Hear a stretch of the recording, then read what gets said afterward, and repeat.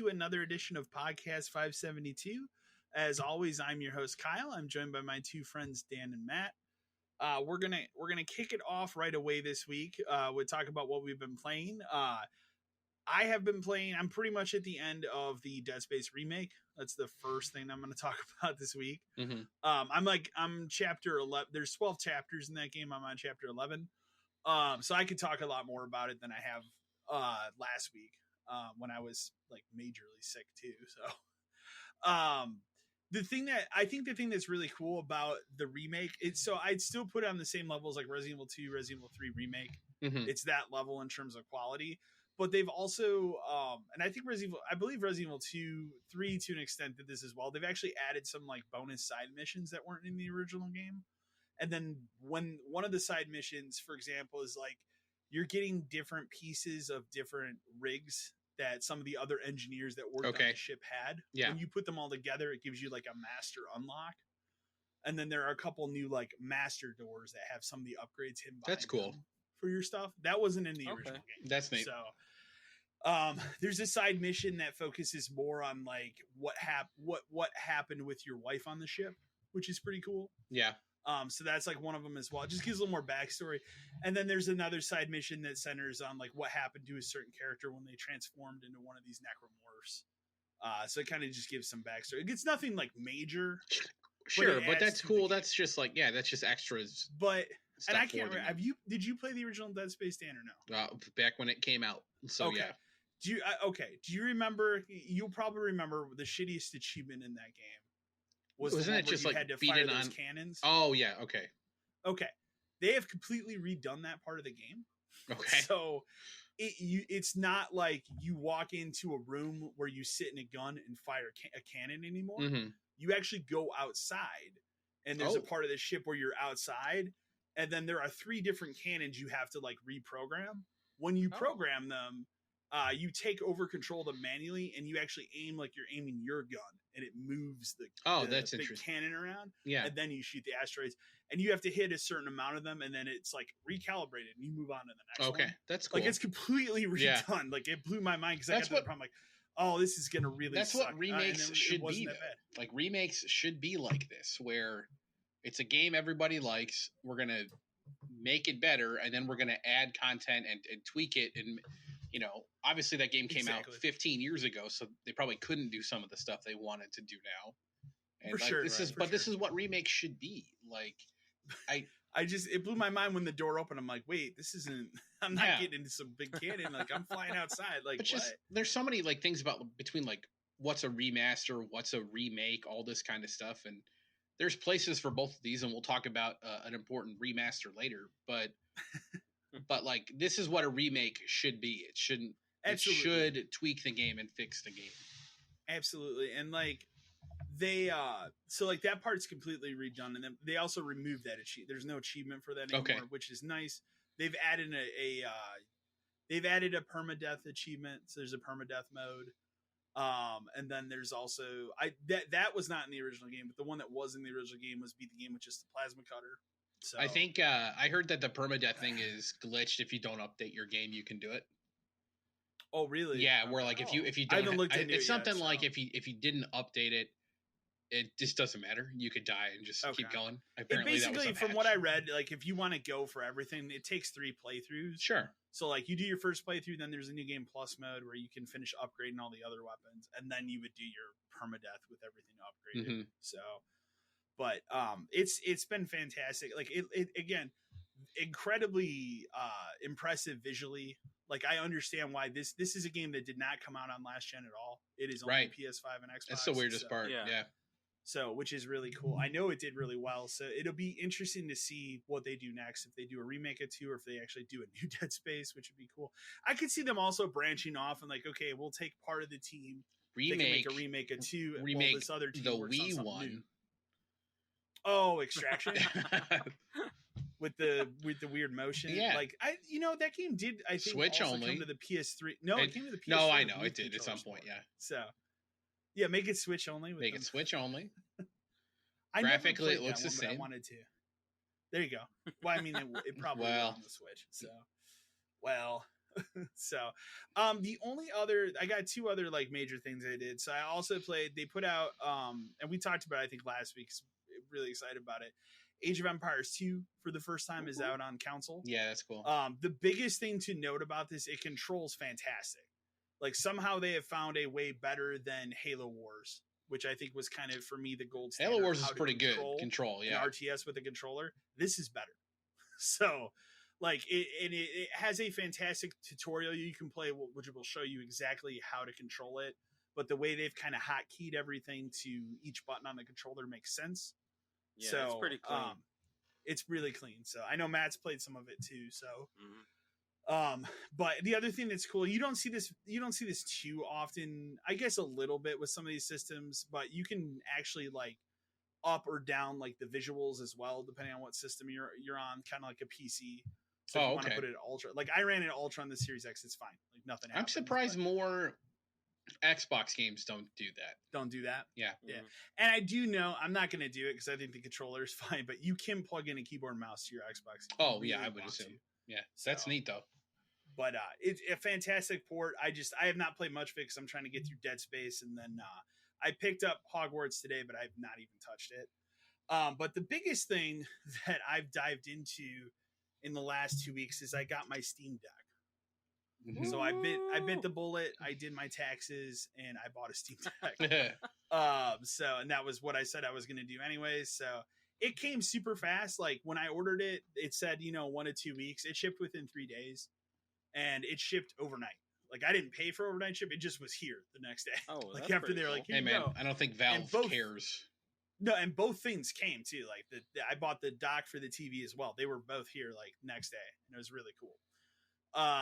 So I'll preface it by saying, like, as a handheld system, it is fantastic.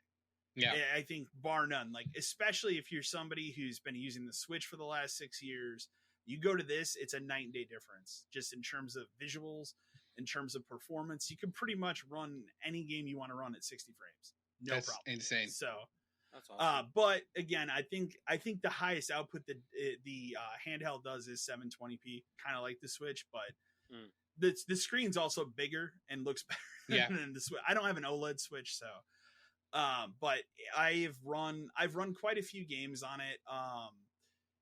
The game that I played the most of randomly is Victor Vran. I don't know if you ever heard of that. I remember that game, yeah. It's got the main character is the same dude that voiced The Witcher. Yeah, It's kind of funny. Mm-hmm. It's just a Diablo-like clone. It runs really well, and it's really fun to play on there. So it's probably how I'm going to actually play through that game now. But that's a really good one. I kind of went through because so how it works is like they'll pull like your entire library when you set it up. Yeah. And then it'll tell you like, okay, these are games that, selectively will play well. We've tested these games. Right. And then like you can install everything else, but it will tell you like, hey, this game just does not work. So there are certain games that just, and you'd be surprised. Like I'll give you an example. Resident Evil 2 Remake, you can play on the Switch deck. No problem. Resident Evil 3 Remake, no. Just not working. That's weird. And I don't know if it's just nobody's tested it to make sure it works or what. I mean, there's thousands and thousands of Steam games. Well, I mean, the list never ends. Yeah. The list never ends. So maybe it's just, but you would think something that popular would work on the Steam Deck if Resident Evil 2 Remake does, because they're pretty similar. You'd have to 3 assume. Isn't pushing anything more visually than right. 2. So I don't have 7 or Village on Steam, so I couldn't tell you if those work on there or not. But I have I can play like Resident Evil 5 will work, Resident Evil 4 will work, like any of those. The original remake that came out. Well, yeah, I mean, I would assume that one would. Trying to what else have I put on there? What's the newest game you have that you tried? So it's not the newest game, but the other one I laughed at when they've super tested this game to work on there. The Witcher 3. Oh, I would assume they would have super tested that. I would assume most major stuff they were like, we got to make sure Skyrim works. We got to make sure you can do Skyrim. You can do Fallout. Witcher works. We got to make sure Fallout works. I'm sure if you start trying to pile on mods and stuff, it probably tanks the performance of that thing. But I would assume, I would say at this point, they put in the effort to make sure the big name, like Call of Duty, probably works. You can play. I don't have any of them on Steam, right? But I would you assume can play some of them for sure. I don't know if the most recent, but like I saw like whatever the last Black Ops was, it Cold War? I believe that. As long as Fortnite works, I mean, who really cares about anything else, right? So, and I haven't done. I know this works. I haven't tried this yet, but when you load it up, it's essentially like you're running big picture mode at all times. Like that's kind of how the UI works. You can get out of that and actually go to like a Linux desktop.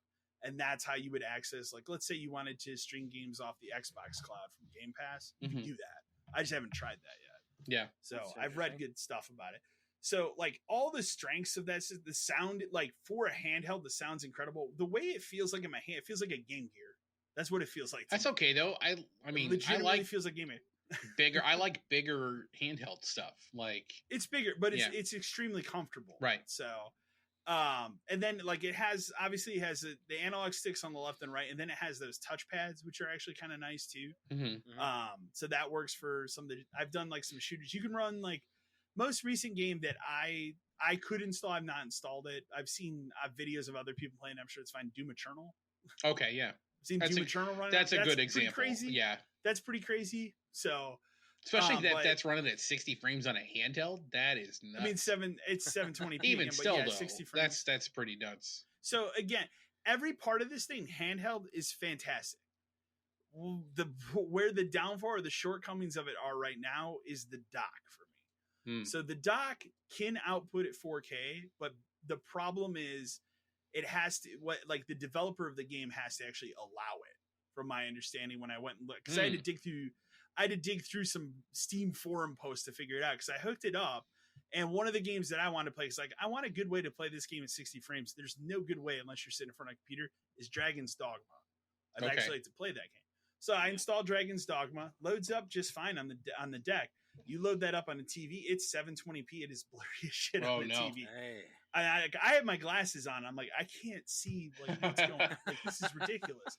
So I went and looked at the resolution. I'm like, that shouldn't be right. And then I forget. I tried like 2 other games after, like Victor Vron and then whatever else. They're all 720p. So that's why I went and investigated and looked into that. So it's game specific. It's not a hardware thing. Exactly. So they have to actually allow it, which is weird. You can run the UI obviously at 4K. Yeah, no problem. But when you go into the actual game, so that's a little bit of a tougher pill to swallow. So I'll say, like, I've hooked it up once to my TV in my office, which is not an OLED, and that was a little bit easier. It's on the OLED, it was unplayable. Like Dragon's Dog, I was just like, this is so I can't even understand what's going on. So maybe that'll be a handheld journey for me. I don't know. I also did try, because the main reason I bought it is I want to play some of those older JRPGs I have on there, like. Other than 3DS, there's not a really good way to play Chrono Trigger, especially that new version where you can speed up and slow down, like all the stuff with the battles. You can do that on the Steam Deck, right? So, and that works just great. So, I have all those older East games on there. Those all work. That would be a good place to play. Except one. There's one that does not work. 7 for whatever reason, not playable on the deck. But that would be a good thing for like the Final Fantasy Pixel remasters. You know, aside from, obviously they're coming out later, but like if you already have them, that would be good. Exactly. The one thing that I was thinking of, and we'll talk about it when we get to the Nintendo Direct news later, but there's that Etrian Odyssey HD remaster coming out. Yeah. Those are on Steam. Switch or the Steam Deck might be the way that I would play those. Yeah, I mean potentially, yeah. Yeah. That's a good idea. That was the one thing I was thinking about. So but it's fantastic overall as a handheld. The dock part of it needs a little work. The other thing you have to remember is like this thing still is kind of an early access thing. Like they're still I mean they're still figuring things out. It's come way far. Like I was reading posts from a year ago when it came out where like it clearly was like, hey, we have something here, but it's not quite done. It's much more polished today, like with all the updates and stuff. So it's just nice, especially if you've like the last 10 years, you've looked at everything else Valve has tried to do hardware wise that has failed. The Steam Link, the Steam controller. Remember Steam machines? Oh god, we had to do all those. Remember when we had to like push those at the store, and we had I think we had 2 or 4 of them, but they were stupid expensive, and the Steam machines were just a dumb like pre-built PC, and they were all the specs were different. But the other part about them that was dumb is like any company could make them if they wanted to, so there wasn't like a unified thing of Steam machines. They were just pointless. I think they finally like went down in price, and that's when we finally sold a couple, and we just never got them again. Yeah, exactly.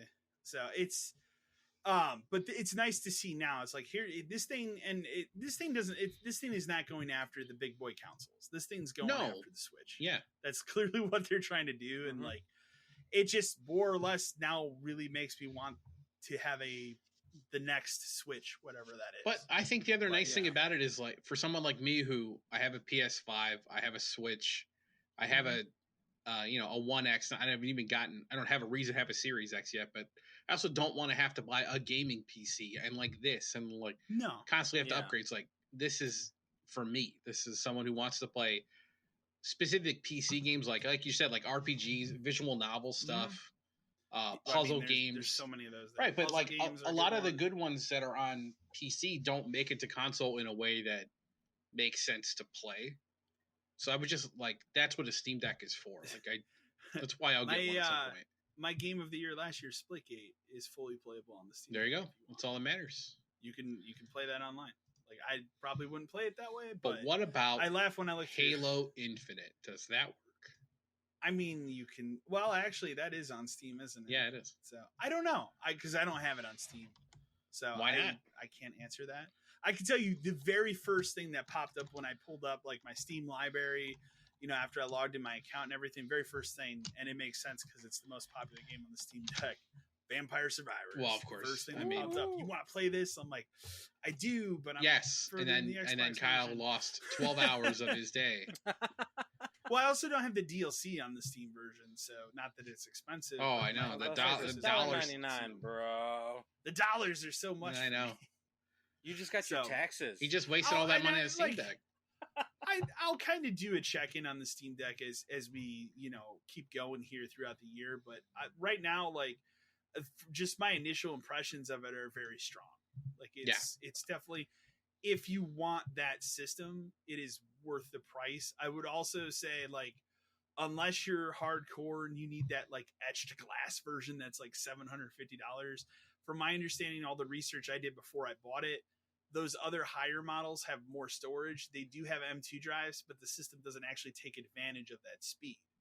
Oh, so you're then really it's pointless. Only paying for, and that's why I didn't do it, because originally I was like, I'm going to do the middle tier because I want to take advantage of the speed. Right. I'll say this: it's depending on the game, it is most of the times faster than the Switch. Sometimes about the same length. It really depends on the game that you're playing. Sure, I mean that's both. But again, think about what you're loading. I'll give you another good example. The Mafia Definitive, like the remake of the first one, because I have that on Steam. That's playable fully, and that's a pretty hefty like remake. So, like if you played that, I played that on PC, and like that game. Well, they just added it to Plus. I was thinking about giving it a shot. I saw that. It's really good. It's a very good remake. So, but I'll check in throughout the year on that thing and kind of keep going with it. There's some other stuff. Is it going to replace like me buying a mainline game, like a big budget game, like something like Hogwarts Legacy to play on there? No. But there are certain things, like I said, that Etrian Odyssey thing. Maybe I'll just play that here, or I'll give you another good example because I have it on my wish list for hopefully when it goes cheaper. Triangle Strategy is on Steam. Octopath 1 is on there. Like Octopath 2 will probably come, and then Bravely Default 1 and 2 are on there. Yeah, all that stuff is getting added. Mm-hmm. That stuff will probably run much better there, so I would assume. So those are other things that I would look at some point. So, but like I said, we'll check in on it more throughout the year. And then the last thing that I played, and it'll lead into what you've been playing, is I tried the Theatrhythm demo. Mm-hmm. How many of these games have there been? Like only 2 before. Both 3DS games. I think I played the first one on 3DS and enjoyed it. I tried the demo. I think it's really cool. You played much more of it than I did. I just played a couple of the Final Fantasy VII songs. I think I did whatever the first part of that was, and then said, this is really cool. I'll wait for it to be on sale. I would like to play it, but it's at a really weird time. Well, it'll be on sale at some point. It'll be on sale. Yeah, I don't think it's a hard to get game. It will be a hard to get. Well, I mean, the whole point of that game realistically is digital anyway. Like that's kind of the point of that game, because it is. A really stupid thing about it is the physical copy is $50, and as someone who prefers physical in general, and like especially Final Fantasy type stuff, like I have to get physical copies of all the stuff if possible. It's cool, but there's no way you couldn't buy like, there's no deluxe physical edition. I hate when games do this because this is a common theme now where like the physical version of a game is just the game. And then it's like, but we have 2 different digital deluxe editions that come with the season pass, and it comes with this and it comes with this. It's like, I get it. And I get from your standpoint, maybe you don't want to make other physical versions of this stuff, but then it just becomes complicated because sometimes when this stuff happens, and we'll see if it becomes the case with this, I hope it doesn't. Like, obviously, the digital ones have more songs, like a lot more songs, and it's songs from not just Final Fantasy stuff. Like, there's Live Alive songs, there's Nier songs, Chrono Trigger. There's Chrono Trigger songs. Like, there's songs from tons of stuff, and they kind of went buck wild with that, right. God, there's like, I think it ends up being 385, if not more. Yeah, something like that. It's a huge list. It's insane. If you like any SquareSoft from that era, name a song you care about, and it's in the game. Yeah. But the problem is am I going to get locked out of 5 or 10 songs because there's not a way for me to buy the appropriate DLC that adds this stuff? Yeah. And that's the kind of stuff that I wouldn't put it past Square to do, because that kind of stuff, this is their business and what they like to do to people. It is. That being said, like, the game is good. As someone who played a lot of the 3DS ones, I was curious as to how, because obviously those are stylus games, because it's all about tapping the screen and following the line on the screen and swiping in certain directions. I was wondering how that was going to work with a controller. It works pretty well.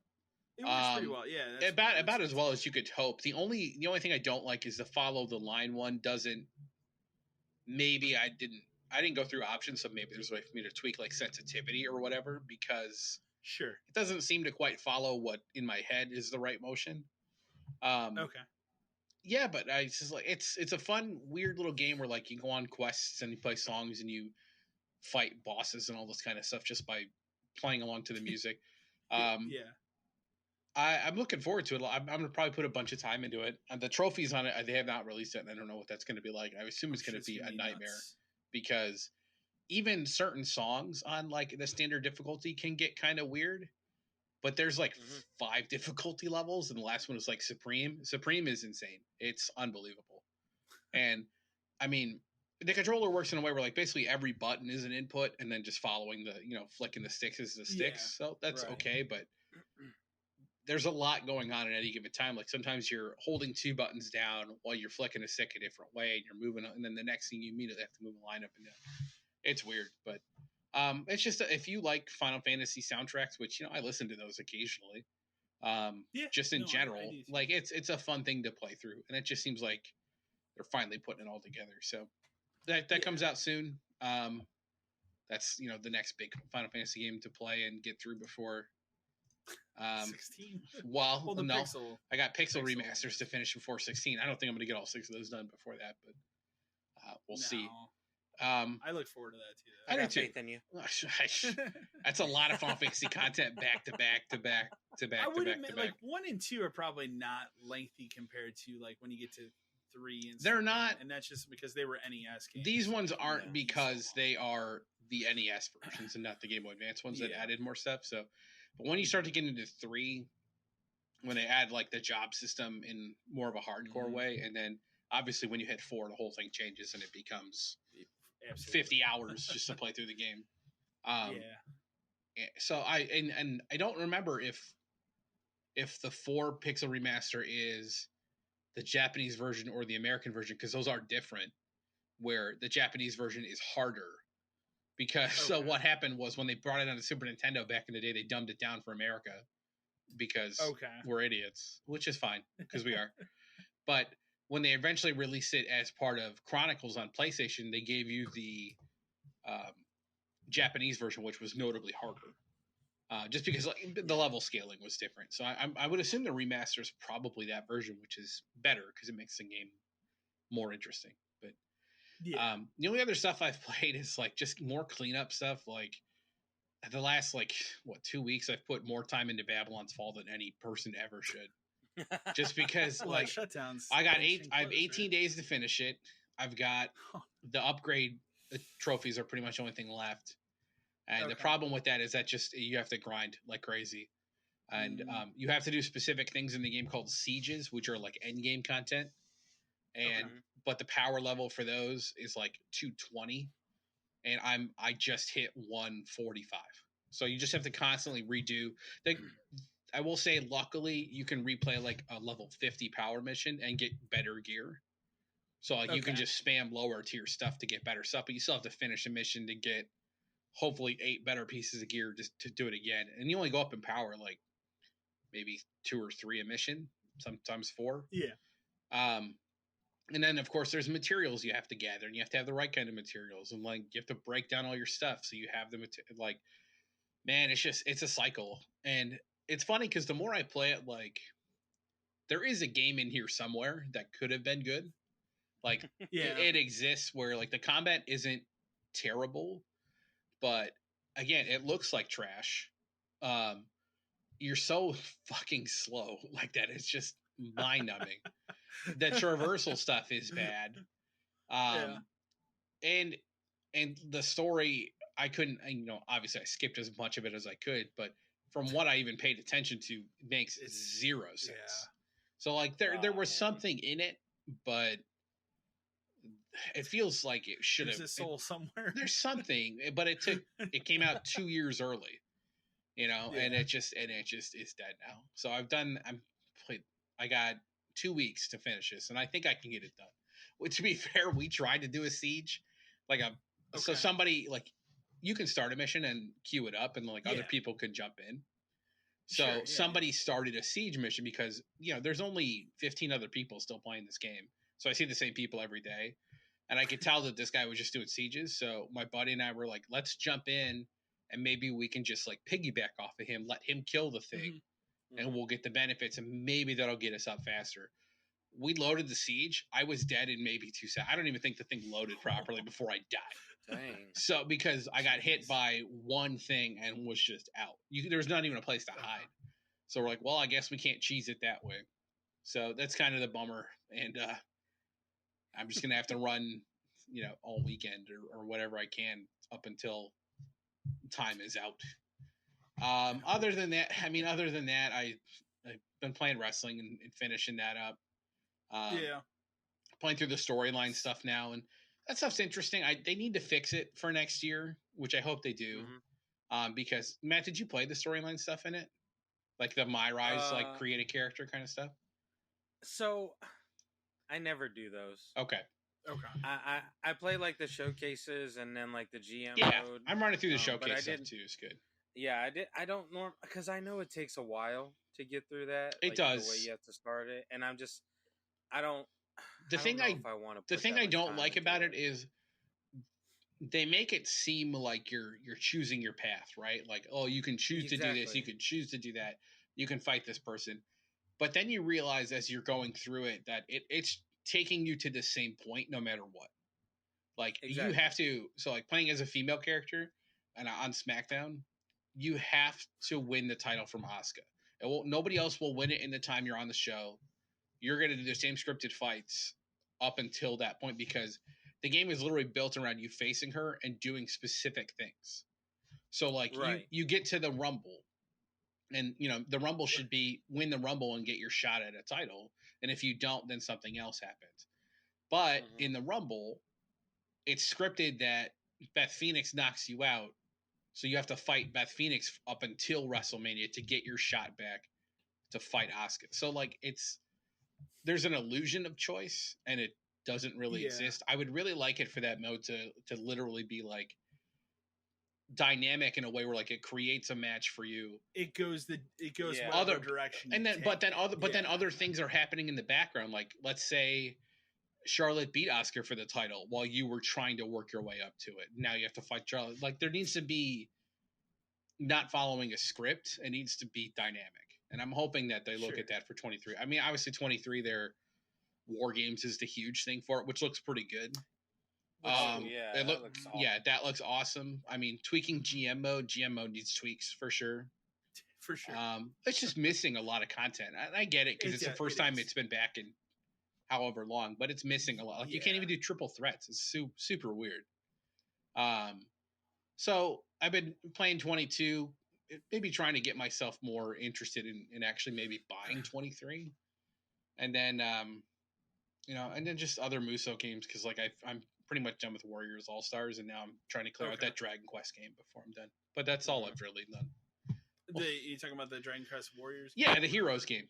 That game's fun because it's another like cool Musou game where it's basic, where it's like you just pick a mission and you go do a mission. Yeah. So it's not. Yeah, I enjoyed that. Yeah. One. There was 2 of them, right? Yeah, it's like a dumbed down version of Dynasty Warriors. The first one was the one I played. I have both of them.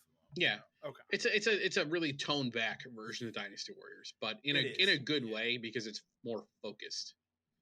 For sure. That's it. The one thing I was gonna add, and then I'll turn it over to you, Matt, because I just remembered it. I was on the one thing I did download that Power Wash simulator level, and I kind of messed around with it. There's no achievements for it, which is dumb, but the Tomb Raider level, I mean, it's you're cleaning up her mansion. Yeah, I've watched a little bit of it. Cool. But when I was on the store and I was downloading that, thing came up, and it was just like something about DLC for House Flipper. I'm like, what's this? Oh, the pet stuff. DLC I've heard of. Well, there's 2 of them I missed. So there's the pets one, which I guess is pretty new. Yeah. And then there's another like a luxury one. Ooh. And so I went and looked. I was like, okay, well, if they updated the achievements, I'll spring for this. They updated the achievements. So okay, I got to go back and do that now. Yeah, so I bought both of those. Power Wash, I added it to my wish list on PlayStation because as much as I do want to play that game, I know it will go on sale quick. It will go on sale because it's what 25? It's 25, which I think is fair. But with the amount of other stuff I'm playing and the way that the prices on the store go up and down like insane, I'll turn it on one day and that thing will be 20 or it'll be 15. There'll be a summer sale where it'll be like 15. Yeah, exactly. So I can wait. Yeah. So I just wanted to throw that in there because I'm like, okay, I'm gonna go back to House Flipper if I can. That's a great thing. So, Matt, what have you been playing? So I'm still grinding on Assassin's Creed Odyssey. That has not changed, which I'm proud of myself. I'm like, yeah, granted, it's been about a month now that I've been playing that. That game will take a while. So. I mean, at least I can say I stayed dedicated to it. So I'm at least trying to play like an hour and a half to 2 hours every day. Realistically, I don't get that much, but I mean, I still have fun. It's still been fun. Again, as I still play more and more through it, I just hate the fact that it doesn't feel like an Assassin's Creed game, and it's hard to get past that. Like, yeah, like for me, when I played through it, I didn't look at it as an Assassin's Creed game. I just looked at it as a big open world, like Greek mythology game. Yeah, and I enjoyed it for that. That was also like when I played through that game, and it took me like a month to do everything, but that was one of the first games I played when COVID hit. And you couldn't go or do anything. Yeah, so that was like I'd work, and then that was literally what I dumped all my time into. So all my free time went into that for a month. But I don't look at it as an Assassin's Creed game really. It's a different game. I think that's just where I'm still at. Yeah, like I look at it because there's still the eagle point of view where you have to get to the peaks and you have to jump off stuff. So like my problem is I keep jumping off of everything and losing like half my health because like I'm like you can't do that. I should be able to do this. Yeah, but I mean I'm just proud of myself for playing through it so far. I did start playing Age of Empires 2 and 3, so I'm playing 2 on the Xbox, and then I'm playing 3 on PC. Okay, and, so I don't ever play through. I've never played a campaign in Age of Empires. Okay. I only strictly play like exhibition matches because that's what I did for Age of Empires 2 like all the time. Yeah. So I'm going to try and do that with the Xbox version is actually play through the campaign. Yeah, I was actually thinking about doing the same because I was like, oh, you know what? Maybe I should actually take the opportunity to see what a campaign of this game really is. Yeah. I kind of got that taste of it from the tutorial because it's kind of like a little bit of, and I was like, okay, if this is how that is, like I should probably actually try that. Yeah, so I really liked how the tutorial was. I wasn't out of all the other tutorials I've played recently. I think that one didn't piss me off as much as the other ones have. So. No, it takes its time to show you exactly how those controls work. Yeah, in a way, because like I mean that's the first thing I'll say. If you just load up the game and you're gonna go load an exhibition match, you probably will have a little difficulty getting around the controls. But if you play that tutorial, it shows you exactly how everything works, how everything is hotkeyed to whatever button.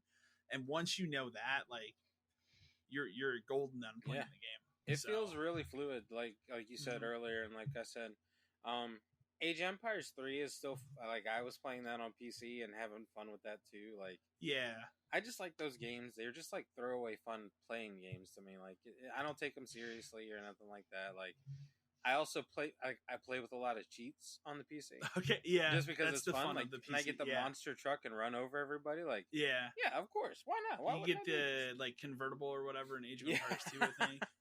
Yeah, those are good. That and I downloaded a couple of games on Game Pass that were like preview games or like coming soon. But one did you do the robot one? Do you know what I'm talking about? I can't think of the name of it. Yeah, I know which one you're talking about, but I didn't download that one yet. I did try that one, but I didn't continue because it doesn't have achievements yet. So I was like, oh wait, because I don't want to get too far in it. That seemed really cool. Kind of like Borderlands. It's kind of like Borderlands, but it's a rogue game. So yeah, but that was pretty cool. So what ones did you try then? I just tried that one Inkluminati. Okay. I've seen it. I don't know. I don't know anything about it other than I saw the picture of it. So I didn't play through a lot of it yet. I played the tutorial part of it, and like it's like a turn-based drawing game. Okay, that makes sense. But yeah, like you have to like you're given turns and opportunities to go, and you have to like break through like parts of the stage. Like there's like a wall in the way, so you have to break through the wall to get to the opponent and stuff like that. Like it's an interesting little thing. I don't know a lot about it right now because like right in the tutorial it's pretty basic. You're drawing like rabbits and your rabbits have like swords or arrows and you're fighting other rabbits. So like you don't really know what's happening. I don't really know what's happening right now. But I'm gonna try to play through some of it to see what it's like so that maybe next time when we record I'll have a little more information for you guys to give you a little feedback on it. But from what I played of it, it's not boring.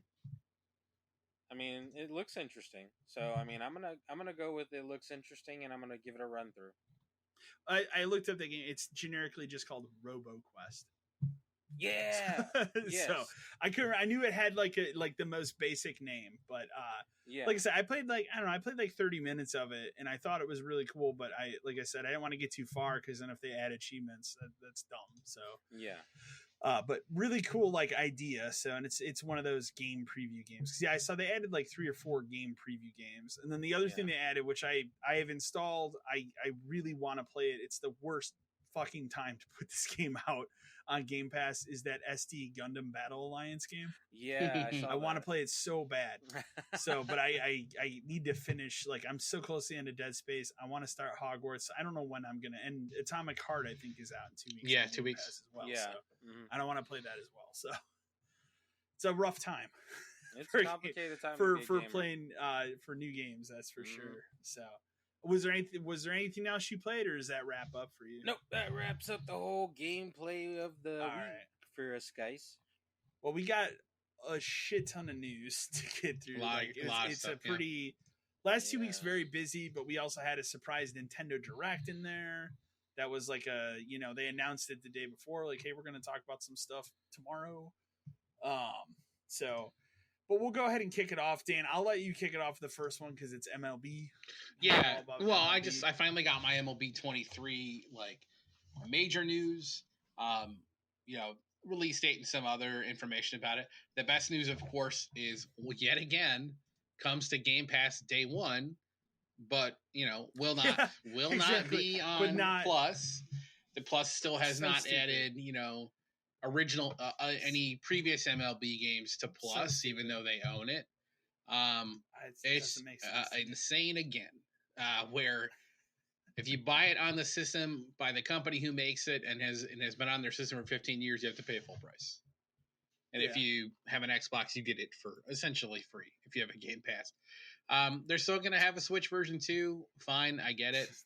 But again, we're falling back into the trap of, is this going to hold this game back again? Yeah, it probably is. Because as always, the collector's edition, I get my hat back this year, which, skipped it last year. Oh, that's right. Yeah. Quote unquote reasons. So I get my hat back. But again, it's a PlayStation 4 disc with a PS5 code in the box, and I've got to have my PS4 game. So we're still fucking around with this stuff where they can't just let go of previous generations. And part of me understands because, I think you and I have talked about it in the past where surprisingly baseball actually sells pretty well throughout a year cycle. It does. It sells more than I think anybody would think it would, just because it is kind of a niche sport. And it seems weird to say that about baseball, but it's not Madden, it's not FIFA, it's not NBA. And you said this baseball. And it's right. This is the third year it's been on Game Pass, right? Yeah, this is ever since 20, 21, 22. And it's still selling. Or 21, 22, 23, yes. Still sells enough to cover, obviously, for just as a quick reminder, the only reason it even exists on Xbox and in Switch is because baseball has a right over publishing for this game, like Major League Baseball does, and they finally just had enough of it and said you have to put it on everything or we won't let you make it again, period. So there wasn't really a choice at that point. But it's just interesting that not only that, but Microsoft clearly struck a deal with baseball where they'll put it on Game Pass, but I can't get it on Sony. Fine, okay. I've resigned myself to that fate. The coolest thing about it, though, and the thing I'm incredibly excited for, and I actually just watched a presentation thing they did about it yesterday, is they're adding Negro League Baseball content to this game, which is an unbelievable thing to add to it. Baseball only recently even recognized the Negro Leagues as being an official baseball league. The content, they're going to add. It's a cool thing. It's awesome to add to, and it's going to work. And it's a thing called storylines, where essentially there's 8 players you'll be able to pick from, and you're going to kind of play through their career up until a certain point. So they've got some Negro League teams in it. They buckled down and they did all of the uniforms as accurate as they could, stadiums as accurate as they could. They said they had to make a couple changes to stadiums just because they wouldn't work in modern baseball, because some stadiums didn't have foul poles, and they were so they said we kind of have to have those so you know if there's fair or foul. So we had to do that. Some stadiums didn't have dugouts, we have to have those because of the way the game works. So they have to make tweaks here and there. I think everybody's going to be okay with that kind of stuff. They showed a very quick thing of you play as Jackie Robinson, and they taught as you're playing the game, the announcers will say things about their careers and what he accomplished and all this other stuff, which is really neat to experience. I'm very excited for this. This is a multi-year. That's really cool. It's a multi-year project, so this is season 1. Okay. So they're going to add more players. They have to of course they have to individually license all of these people, so they have to go to their estates and get which I think most of them are okay with. This is a way to teach people about what Negro League Baseball was and how important it was to baseball. For sure. One of the things I found the most interesting is a lot of these guys, especially the pitchers, they have no video of these guys throwing a baseball or batting. I didn't think about that. So they had to kind of study any pictures they could find, any videos they could find, anything they could find about how these guys moved when they did it to try to recreate it in the game. That's a challenge. It is, but they went really deep in that, and I'm really excited. It's obviously going to be probably the first thing I play in that game. Just because I'm used to the rest of the content in the game, but to add these guys and we'll probably get Diamond Dynasty cards for these guys, which will be super cool. Maybe there's you play through their whole and each person's story and you get their card would be really cool. That you have to earn it and play through the mode they want. I'm very, very excited for this. This is the kind of stuff that will help keep the game moving forward. People always bitch or oh, fix franchise mode, fix this mode. You can only fix a franchise mode in a sports game so much. What else do you want? They can work on trade logic and all that kind of stuff, but it's they're asking let me set prices for programs. You don't want that. Well, eventually you're going to play a couple months of that and turn that off. So exactly, I want gameplay fixes and I want new exciting content like this. So I'm very excited. But no, and that is definitely really, really cool for that. That's out next month already? Yeah, March every year. Is it the first week? Is it like March, like first week of March? No, it's towards like the middle or the end, I want to say. Middle or end. Yeah. I'm kind of excited. I already downloaded it. It was coming out. Oh, is it on there? It's like a preload? Yeah, I believe so. Okay. Oh, weird. I mean, I wouldn't. They've done that in the past. Yeah, they've done that in the past. March 28th. But okay, yeah, I knew it was coming up. Yeah, it's always around the time the season starts. Yeah, I mean, I would say if you're a casual baseball person, or if you want to see some more historical stuff, because they have the guy who runs the Negro League Museum do the presentations in the game. So they have like the guy who knows the most about all of this, and that's in the game. Like that's just in the game, right? That's not like a mode. Like you have to buy the higher tier. No, it's just a mode. So that'll be on the Game Pass version. Oh yeah, okay, yeah. So that's the kind of thing where if you're even like curious about that stuff and you have Game Pass, it's free. It's not Game Pass. Yeah. So okay. No, that I'm excited. Definitely sounds cool stuff. I'm gonna let you do the next one too because you added. This was just another one of these thing. Like, you know, this comes up every couple of years on a lot of different sites. Yeah, where IGN posted this entire article about, hey, how come the review scores we see on IGN are always like 7 or higher? Like nothing. It's very rare anything on IGN is ever below a 7. I think the last major thing was Gotham Knights got a 5. For obvious reasons, but. So this guy had to write an entire article like breaking down like why it's 7 and above, and it became basically, well, we're not going to waste our time reviewing stuff that we don't think would get above a 7. So yeah, so if you're going to omit tons of content based on the fact that it may not be worth your time to rate it on a scale you have created that goes from conceivably 1 to 10. I don't think 0. Yeah. I guess 0 to 10. Then how is the scale work? Like if you rate it, so basically they're saying if we choose to rate it, the scale starts at a 7 basically, and maybe you can go up 1 or 2 or go down 1 or 2 in extreme cases, but it's going to basically be 7 to 10. So we're only going to like rate good content. So then what are reviews? If I go to IGN and I see they reviewed something, can I just assume it's good now? Do I even need to read the score? Because according to them, 7 is good. 10 is a masterpiece. So, but that means that the scale isn't weighted properly. And then this whole thing dragged out in the comments of, well, maybe you should go back to like 7.5s, 8s, 8.5s to kind of break it down more. A little bit more. Yeah, I would say in the past, remember it used to be like 8.2. It's like that stuff is bullshit because like that stuff's what's different between 8.2 and 8.1. I think a 0.5 is big enough yet. And then there were other people that it's like, well, maybe you should just do it like 5 stars, like 1 to 5, because then 3 is good and 5 is excellent, and then you could conceivably get 1s. Well, no, we don't want to go that low, and we don't want to go to 0.5s because that's too high. Because then that becomes a 20-point scale as opposed to a 10-point scale or a 5-point scale. But if everything you rate, essentially you're telling me starts at a 7, then your scale does not work. No. Also, IGN is one of the places that seems to give out 10s far too often. They have no idea of what 10 actually means. No, I've actually seen that brought up by some former IGN editors. 10, they were like, 10 should mean... You had to fight for a 10, and now it's like there's like 12 games a year. Yeah, 10 should be flawless, like no problems whatsoever. It's perfect in every way, and like I'm talking about like this for like media and stuff too. Like they give episodes of TV show 10.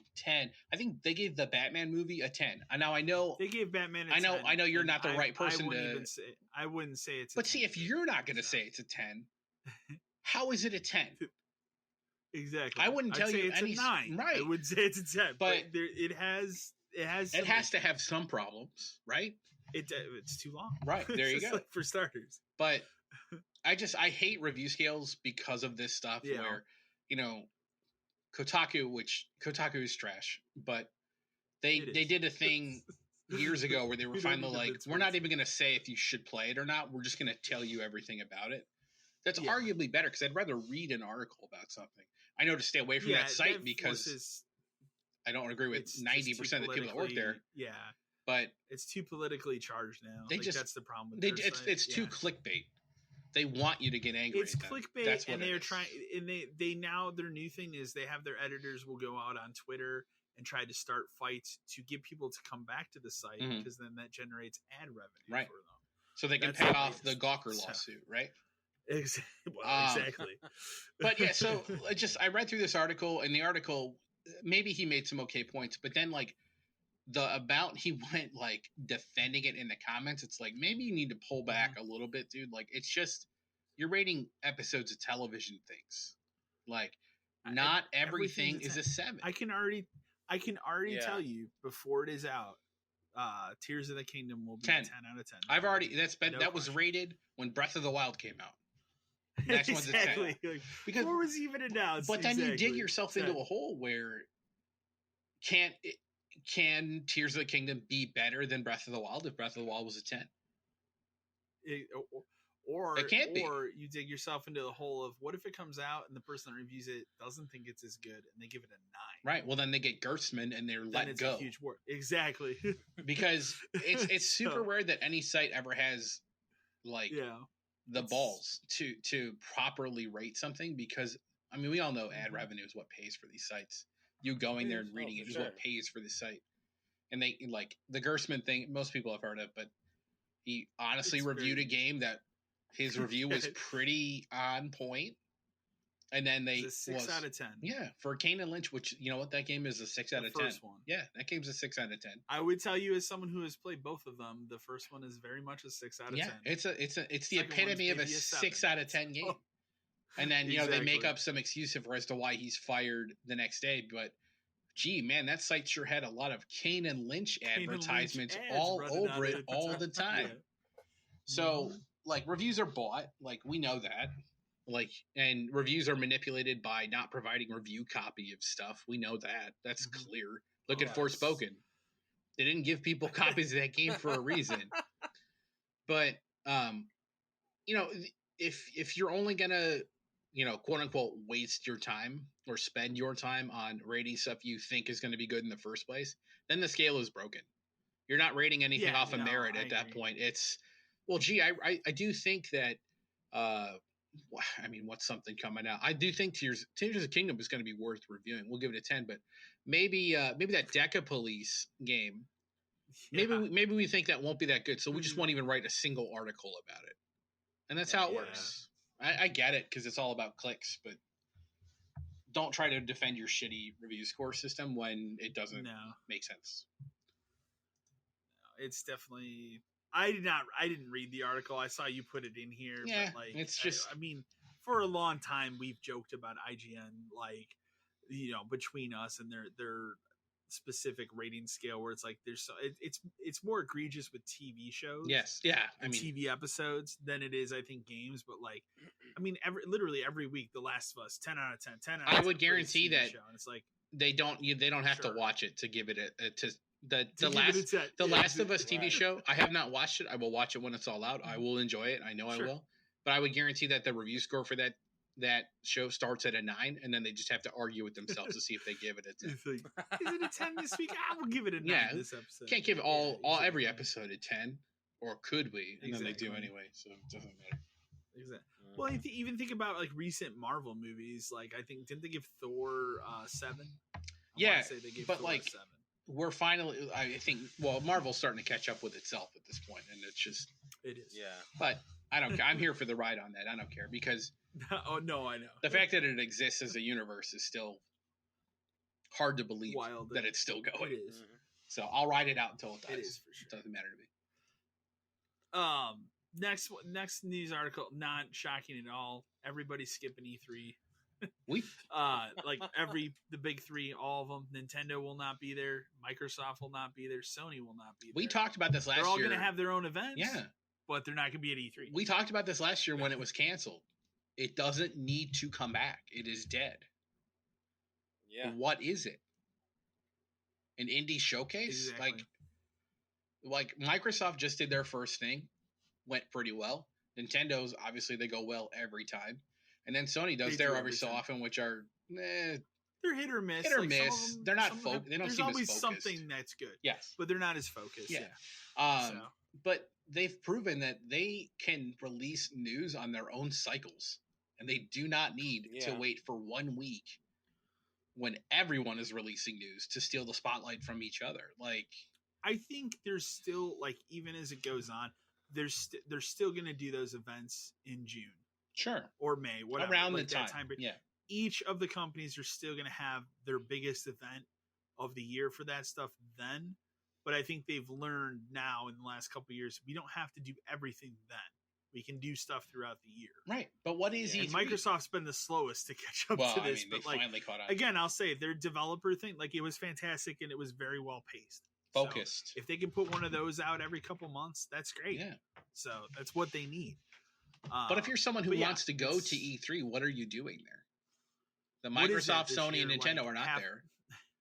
It's just a bunch of Fortnite. You're going to play Assassin's Creed Mirage what it was last year. For 20 minutes? Yeah. Like, I don't... Oh, yeah, for sure. But it's a weird thing where it's dead. It was replaced by PAX. Yeah, it was replaced by PAX, and then COVID killed it, and it did not need to come back. And you'll still have and plus they do that Summer Games Fest. Jeff Keighley will be doing right, that, and then there's Tokyo Game Show. Like, there is enough other things that exist. E3 itself, I'd say this: E3 itself is dead, but the spirit lives on. Yeah, digitally. And that's fine. At this point, that's fine. Yeah. So, as someone who never went to one of those and obviously won't at this point, I watch that stuff from home every year, so it doesn't affect me. I'll just continue to watch it. I'll go next year and just look at all the Fortnite booths.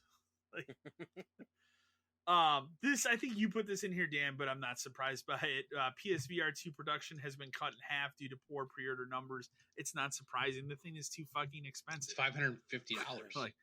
It is more money than the system, which is now ready. Like, I walked into GameStop today to pick up my Hogwarts copy. They had PS5. You can just buy them now. This is the first time. First time I literally have been into a store and just like I could buy one now if I didn't have one. Right. So excited, they're out guys. they're out. A little over 2 years later. 2 years. We did it. We did it. Over 2 years later.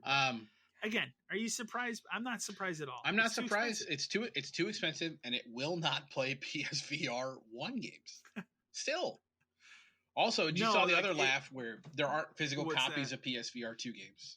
At least not yet. It's all digital. It's all digital. Oh, okay. Wow. Are they going to do physical copies? I think they said they'll leave it up to developers. So some people will. Okay. People will do it. But it doesn't play PSVR game. Like, that is so stupid. But here's the other thing I would throw an argument in there for. The most hardcore of hardcore Sony fans that are going to want to buy this thing are people that like to have physical items, obviously. Right. They're buying a fucking VR headset. You don't have those games physical, they're not going to be happy. It's not surprising that pre-orders are slow either. They sold to who they were going to sell to when they announced reserves. There was not somebody who 6 months later was like, I think I'll reserve one now. Like, that's not how it went down. It was the people who wanted one within the first month who reserved it. Exactly. So it'll be interesting. I'm curious to see how it does, or like, do they continue? Like, are they going to continue to support? Like, they actually, I think, did an okay job supporting the first PSVR headset. Like, it wasn't crazy. Like, it wasn't a crazy thing, but they continue to put out games for it. Yeah, and I assume they'll probably do the same here. I'll just be curious to see if it maybe catches on a little more, or, I still have always looked at VR as kind of a fad thing. I'm surprised it's lasted this long for systems. I'm surprised they went farther into it. So. Yeah, I'm surprised they decided to keep going, because remember, this was the company that laughed at Xbox for making Kinect for so long, and now it's amazing making on the other side VR. of it. Microsoft never even bothered. They had that HoloLens thing that kind of just got shoved in a closet somewhere. Became something else, and it became something else. But like, they never even, like, anytime they're even asked about it, it's like, we're not interested. No, in we're not gonna worry about that. Which, it's fine. I think VR is fine for PCs, and like, maybe the PlayStation 1 is easier because you hook it to this box and it works. Sure. But I don't think it should cost more than the system, and I think it should have no, not at all. And I think it should be able to play the existing library of games. Well, and maybe I'm wrong on this, but I thought there were certain games that if you own them digitally, you could get an upgrade to VR2 version. I think some companies were saying we'll give you a VR2 version of it, but that's again, not going to be every game. That's up to every company. So yeah, and it can't be that hard to port those games. Or there has to be something about it that is like that. That's the only logical reason for really why none of them work, right? There has to be something specifically different enough where we just can't run. It can't just be these controllers are different. It has to be something else. I mean, is it? Yeah, I was gonna say, is it because you're not using the fucking, the ball 10-year-old on the end of a stick controllers? Yeah. Maybe that's the reason why. Not using your PS3 iToy or whatever. Yeah, exactly. I don't know. Moving on from that, Power Wash Simulator is now going to get a Final Fantasy VII theme. It's DLC. so good. Cleaning up Midgar. Awesome. I hope it comes to everything. Yeah, cleaning up Midgar. I hope it comes to everything. That'll be really weird if that's the only it's gonna be weird 7 remake content that comes to everything. It's weird though. I mean, Crisis Core came to Xbox, so I don't know. I don't know who decides these things. Like, I don't get that part of it. Where it's like either you want to put a line in the middle and say we're gonna pay for all these games to only be on PlayStation for Square Enix, but it's like the most odd choices come to the Xbox. Like Strangers of Paradise was on Xbox. Crisis Core was on Xbox, but not Final Fantasy VII, and not Theater Rhythm, and not the Pixel Remasters. Could have just made more money. Yeah, I don't know. So, well, Square is in. Who knows what the hell's going on with that place anymore? But I don't know. I have no idea. They're lucky. Final Fantasy 14 is still running, and that 16 is coming out. That's all I can tell you. That's what 14 is kind of what I would assume. So I think keeping that company floating them and that franchise. Yeah. So. Star Wars Jedi Survivor has been delayed till April 28th. I'm actually happy about this because it was coming out the week before Resident Evil Remake, and I was, starting to get that panic. Like, what the fuck? I'm glad it's been delayed because now it's coming out at a time where like I have some time to play it before Zelda. I still really look forward to this game. It's looking fantastic. This is another current gen only game, which is cool. Good. So it will not be on the last gen. It's been 2 years. It definitely looks like a current gen game. So I'll say that. I had started and I will continue, but obviously stuff's coming out now. I will run through another playthrough of the original one because it's been a couple years. Mm-hmm. But that game does have a next gen update, and it looks and runs fantastic now on these arguably new systems. So this was even more. This was more of an interesting article that popped up, and I think this popped up like right after we recorded last time. So, and from my understanding, 4360 games are being removed digitally. And there's some really odd choices, but from my understanding, these are being removed from the 360 marketplace. Yes. So like, for example, Lost Odyssey's on here. That doesn't mean that you're not gonna be able to play Lost Odyssey on the Xbox One or Series X anymore. Mass Effect 2, like some just like a lot of random, Ubisoft stuff, big titles. Yeah, so Blue Dragon, a bunch of Assassin's Creed and Ubisoft stuff, Call of Duty stuff. Both Left 4 Dead's, Skate 2, but it's got to be a mix of like licensing rights because obviously these games are old. What I was thinking.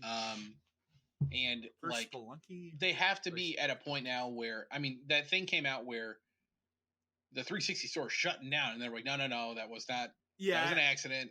But it's got to be. That has to be real though. The ultimate plan, right?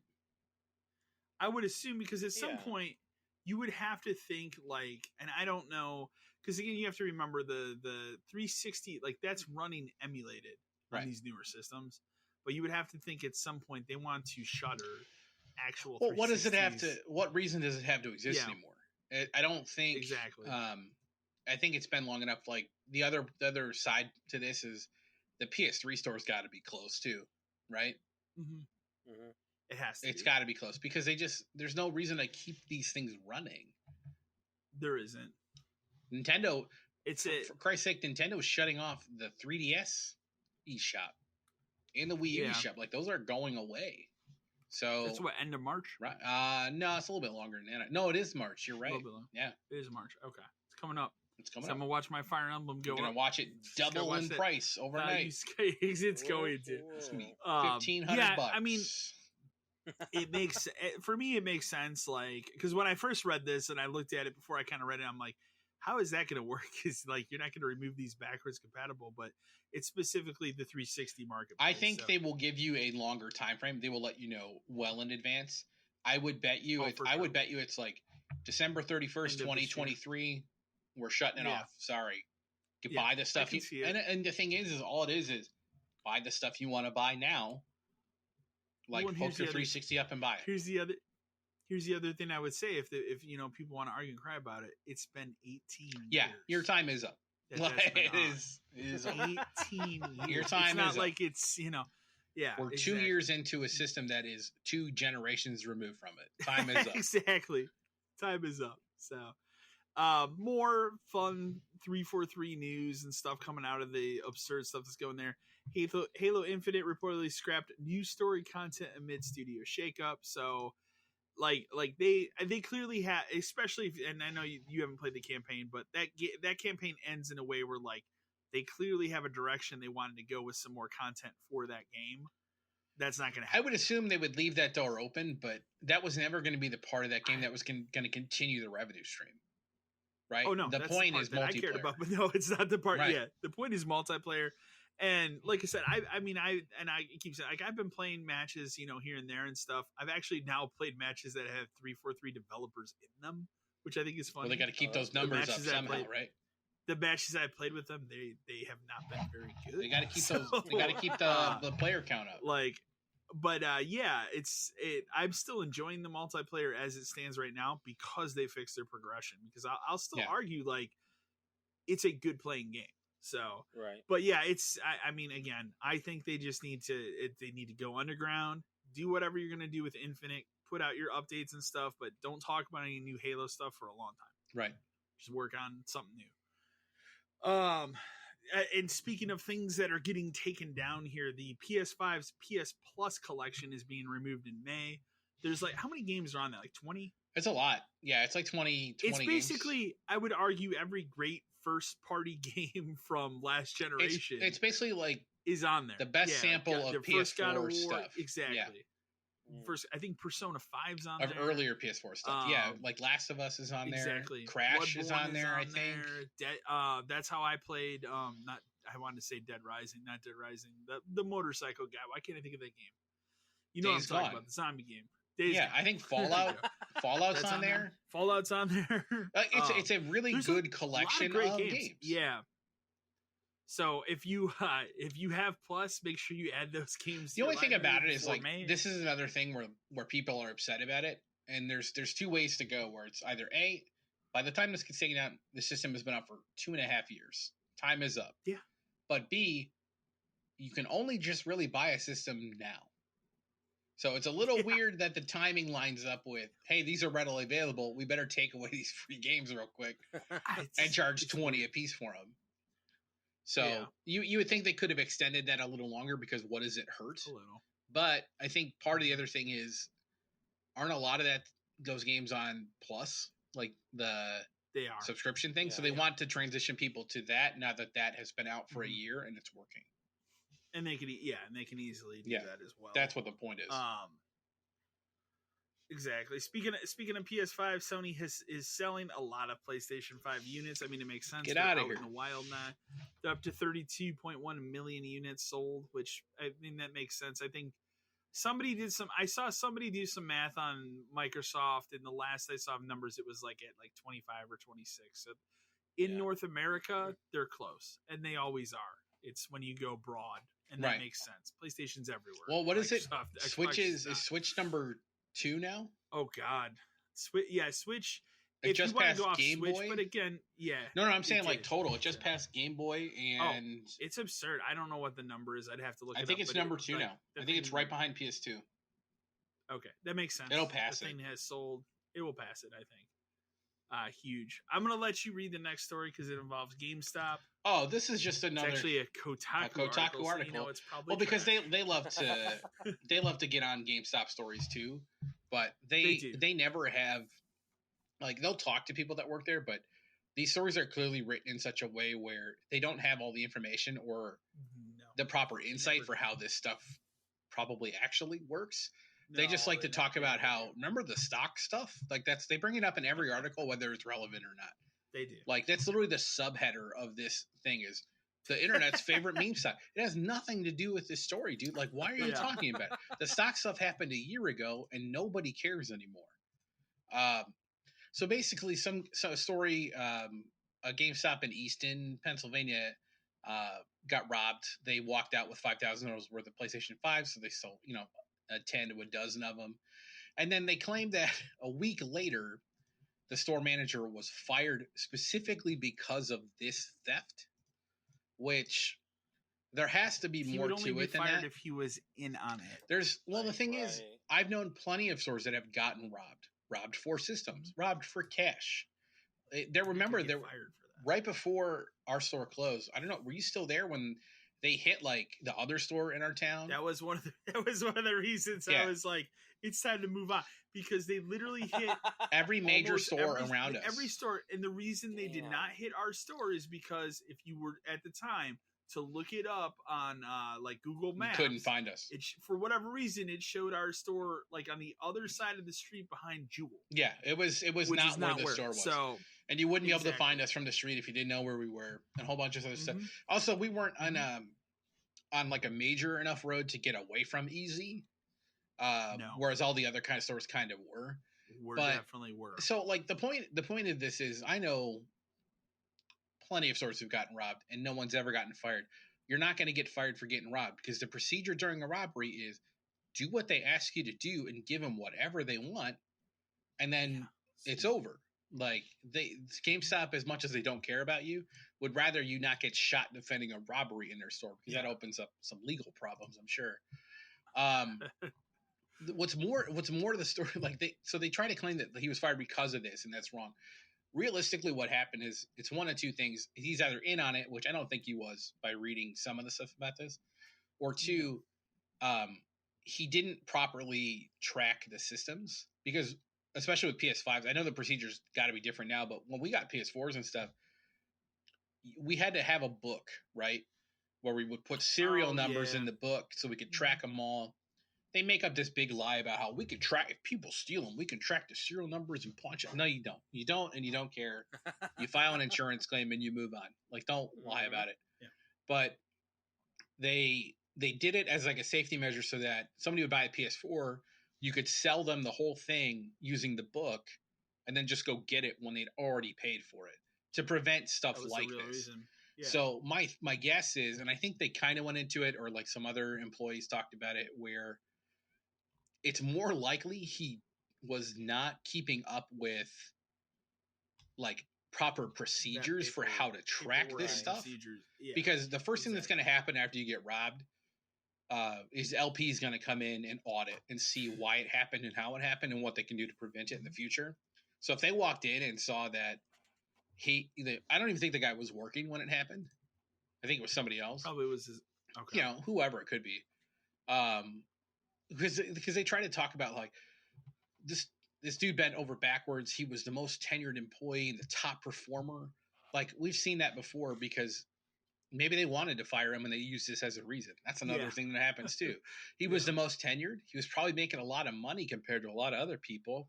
Another reason to use it as an excuse to fire him. Right. But my actual guess is probably more he wasn't logging stuff properly, or there's more to it. It's not just you got robbed, you're fired.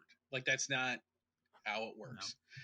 And then, of course, as a result, all but 2 employees put in their 2 weeks notice or quit on the spot. I don't know too many people who would do that over a manager being fired. I think a lot of managers think their employees would do that. Be like, I think it's more like they didn't want to also be there if the store got robbed. They also their store was just robbed, so maybe that had something to do with it. And also, maybe they're on the fence of, or maybe they all got wrote up because nothing was tracked in the book too.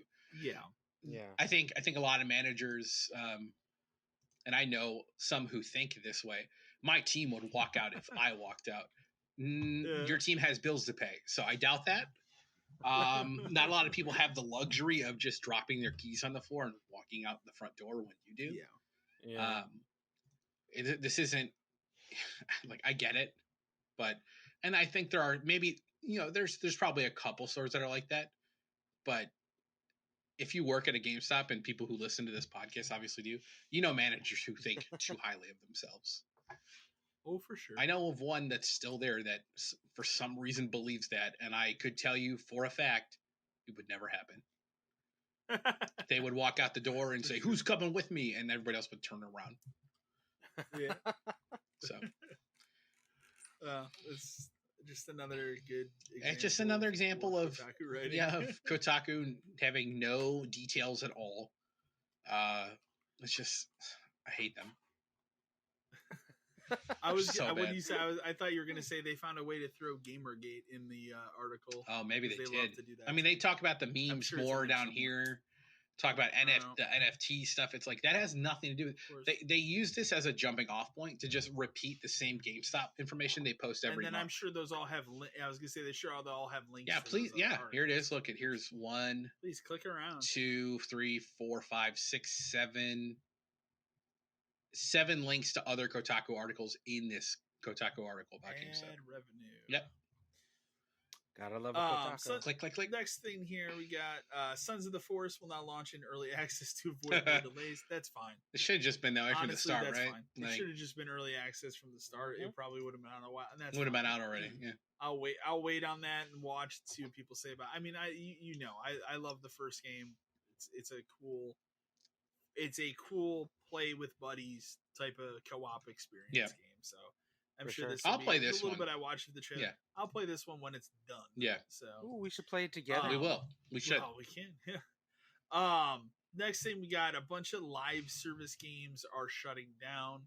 I'll kind of combine this with the other article we have because there was a separate article here about Crossfire X just being a massive failure. I mean, was it massive? Could have told you that, yeah. But Rumbleverse is being shut down. That's what I think. Rumbleverse and Knockdown City have only been up for 6 months, less than a year.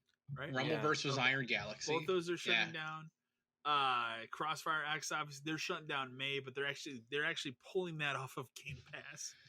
The thing about these games and like live service stuff in general is they're all just trying to hit. Like PUBG was the main one, and then Fortnite hit and it killed it. Everyone is just trying to get the next one. But I could tell you from the start some of these have also been in development for years, and now they're long time. Too late. Yeah, Knockout City is 6 years old. Like, I could have told you that the dodgeball game wasn't going to hit, or that the cartoon wrestling game probably wasn't going to hit. But something like Fall Guys did. It was a lot of fun, though. Yeah, the thing about those games, though, is they end up being fun, but then you're just playing dodgeball over and over and over again. Yeah, and I get it. But that's not. It's not colorful it is colorful, but it's not Fall Guys or Fortnite or even Among Us or any of that kind of stuff. They're all just looking to hit, and when they don't, there's no reason to keep them alive. I mean, and the thing I'd add in there is like you can. I mean, I'm not a Fortnite player. I have played Fortnite, but I'm not a Fortnite player. Same. That you can shit on that game as much as you want, but they put in the effort.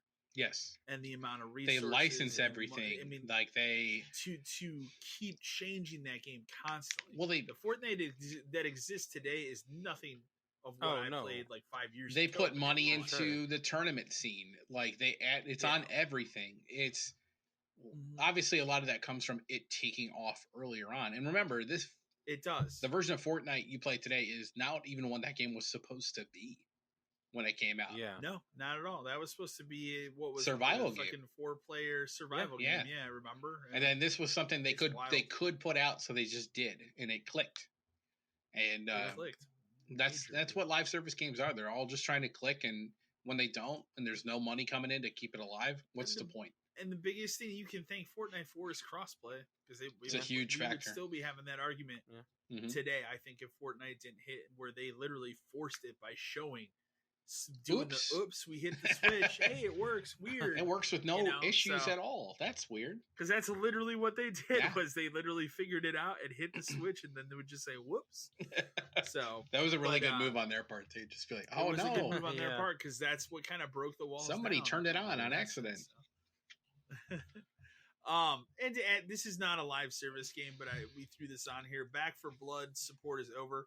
That doesn't mean they're shutting down the servers or anything. They're just not going to be making more content well, for it. We put this in here because people are like talking about it in the same vein as like Rumbleverse. It's like, no, this is not. It's not. This is a full game. You can still go and play it. It's not shutting down. They're just not releasing any more content for it. It still exists. You can play it by yourself. Move on to the next thing. It's not a weird thing for this game to turn off. Left 4 Dead did the same thing twice. Yeah. It's fine. It'll live on with people will probably make mods and stuff. Yes. It will it'll exist on PC forever. Yeah. Forever. Yeah. I thought this was interesting. There has been a new and I cannot remember the name of it, but there is a new 360 emulator that is basically getting like pretty much every 360 game running. That's impressive. Obviously. And I think what I saw it on, it's that the YouTuber guy name is Modern Vintage Gamer. I watch him sometimes. Yeah. He's very technical when it comes to this stuff. I watched his breakdown recently at GoldenEye, like why it's a bad port. Well, it is. But this guy, he got this running on the Series S. But it would work on both Series S and Series X. But yeah, literally like pretty much every SmackDown versus Raw 07 running on a Series X. That's insane. The other thing that's cool is he got Red Dead Redemption on Series X running at near 60 frames. That is wild. That's insane. Project Gotham Racing 3. These are just some of the examples they put up here. But the SmackDown, that's a good one. SmackDown vs. Raw 2007.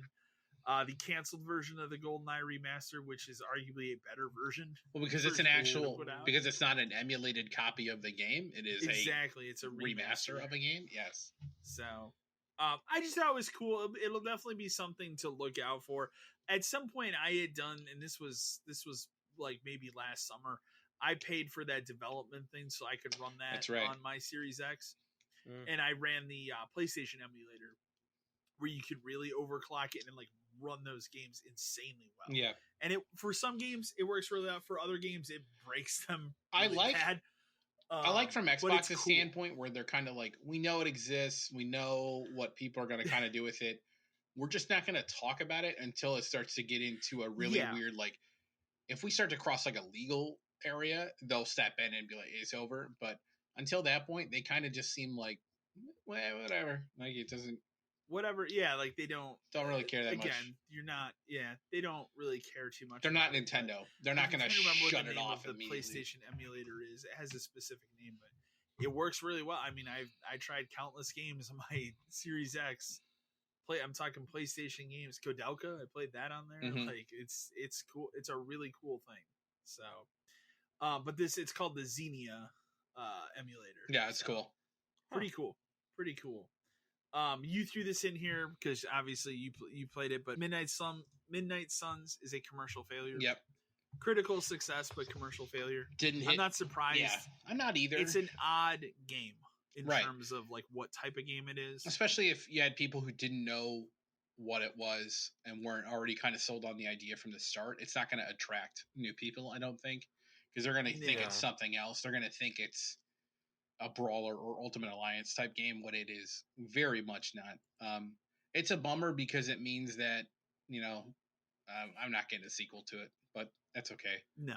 I just want them to put out the DLC and fix it so I can get trophies. That's what I would like. I threw this in here because I thought it was interesting. There is a free-to-play football game coming this fall that is going to try and challenge man. Will it succeed? Probably not. But I threw it in here because it's nice to see somebody finally challenge Madden. Yeah. It's called Maximum Football. Yeah, I mean, it'll be out. The downside to this is like obviously it doesn't have real teams. It doesn't. Maximum Football has existed before. In other versions, like I think they did one on PS4 and stuff too. What's interesting about this one is it's in Unreal 5, so it's gonna look pretty good. I mean, free to play is huge too.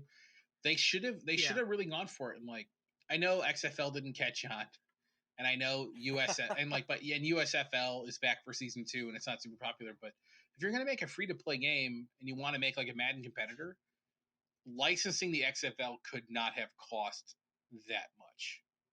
You know what I mean? Yeah, you could have had your fake teams that you're going to have in it and then be like, hey, we also licensed the XFL, so we have the 8 teams that are in there. Don't even license the players. License the teams and the logos and make your own XFL season, and it's kind of like built into our game. That's something that I care about XFL and USFL just because it's more football and it sounds bad to say that I like it this way, but it's like it's shitty football because obviously these aren't NFL players, but it's more football to watch and to see maybe guys who might be good, who might be in the NFL someday, or like see NFL guys who have been caught who show up there. So it's interesting to watch, and like the rules and stuff are a little different. I think that maybe this catches on as a free to play thing for a year, and it's enough where next year they could license XFL. I mean, The Rock fucking bought XFL for next to nothing for a professional football league. You could have licensed the teams, but maybe next year. Judas, which is the basically what we would call it BioShock 4. BioShock 4 at this point, but from BioShock 4, yeah, you're right. Judas apparently going to release in 2025. Supposed to release by March 2025. Which is kind of wild because they really pumped it up as like a game coming out this year. I don't know if I ever got like this year vibes. Part of me thought that would be like a 24 game, especially since we pretty much know it's the only thing he's been doing. But I don't know. By March 2025 makes me think it's just September of 25. So whatever. I want to play it when it comes out. That's all. It's enough for me. Oh, I do. Yeah. I do for sure as well. Like I look forward to, but I just laughed at that. Hogwarts Legacy, obviously the big game of the week. We don't need to get into the controversy or any of that right now, but it has now broken the Twitch record for the largest amount of people playing a single player game on Twitch at 1.3 million. Yeah. Which is insane. I mean, because I think don't you think the record holder? Go ahead. Was Fallout 4? Yeah, which is a long time ago. So this broke that. But, yeah, I mean, it's kind of crazy. It is and it isn't. Like this is the game every Harry Potter fan has wanted, right? Like this is obviously you got like all like the movie based ones where you're limited to kind of play through the game, and then this one is finally you are playing yourself in the world of Harry Potter. It's not tied to Harry Potter. It's before it. You can do what you want to do. So it's not weird like that it's this popular of a game to me. Like no, especially in the streaming age. Of course, anybody who has somewhat of a following was like, guys, I'm going to be playing Hogwarts first day. Although, as we've heard and seen, like there have been significant downside. We're not going to get into it, but there's been some bad things happening about that kind of stuff. Which bad things happening with that. My God, people harassing other people for playing the game online and stuff. Don't do that. We don't need to get into the specifics of that, but just don't be a shithead about it. Like again, I think we said it last week. Like if you don't want to play the game because of your principles, that's fine. Don't play it. Do that. Yeah. But don't tell other people if they can or cannot play the game. Like let people make their own decision. Right. So, more bullshit with Microsoft and Activision. It's getting ugly again. Real catty. The UK government now is trying to shut that deal down. And then they're trying, and this is what I think is funny. For me, I look at it and I go, Sony must be throwing some money somewhere because specifically the deal that I saw in here was, well, we'll give it to you if you cut Call of Duty out of this. But they're already giving you Call of Duty. I know. So, but Sony, again, on Sony's side of things, they still think like they're not going to get Call of Duty for some reason. Like, well, now their new argument is Microsoft is harassing them by asking for too many documents. Like, I think this is a plot. It's just back and forth. This is a plot on Microsoft's part to just continue to fuck with them and be like, well, we want anything even possibly related to this stuff just to make Sony work for it because, if they ask for it, then in theory they have to provide it, but then they can go complain about it. It's just like they're just fighting each other over the dumbest shit in the world. You even got Bobby Kotick coming out and like saying stuff about it publicly. Yeah. And then Xbox is putting in documents that like Sony has beaten us for a decade, so clearly we can't beat them. And so like they're talking bad about themselves to try to get the thing to go through. Like it's just insane. My favorite thing I saw was I can't remember if it was a Microsoft or Activision executive, but one of them said something to the effect of, "So at this point, Sony is the first of us. Well, we're the last of us." Yeah, that's a good one. Chuckle. That was a good one. I was like, they're kind of not wrong though, right? Like so. But I read today even with this stuff, the deal's still going to go through. It's just going to keep taking more amounts of time. It's going to take longer. Right. Yeah. They're going to drag it out as far as they possibly can. Yep. So let's get into the nitty gritty of the Nintendo Direct. So there was another banger from Nintendo Direct. An interesting Nintendo Direct for sure. We definitely got emails on it as well. There is one email I'll read specifically about something that came out after the Direct, for sure. But a lot of cool stuff that was shown there. We'll kind of go through the big ones. I'll just run down this list here. They're not in order of the show. Right. Yeah, this is just kind of in order of importance. I will say it ended with Tears of the Kingdom. I mean, they didn't need to show. They don't need to show anything about this game for it to sell. It's weird. They're kind of showing too much. Logo. Yeah. Who are you trying to sell it to? My big question on the game is as I look at it more, as I see more of it, how much of the on-ground map is just the same map from the last game versus what you're doing in the talking sky? About it with another friend of ours where is the game going to be good? I mean, obviously, come on. But obviously it'll be good. But the thing is, how, like you said, how different is it? It's hard for me to get more excited for this game because it is a direct sequel. Zelda's always been more fun when they try something different. New. I mean, obviously the best example is when Wind Waker got announced and they showed it up as a cartoon. Everybody was like, "What the fuck? Fuck this! It's a cartoon. It looks people terrible." Wanted that Nintendo World demo because everybody wanted Ocarina of Time on GameCube. Right. That's what they wanted, right? Exactly. Built to look like that. And then Wind Waker comes out and you play it, and you're like, "It's actually pretty good."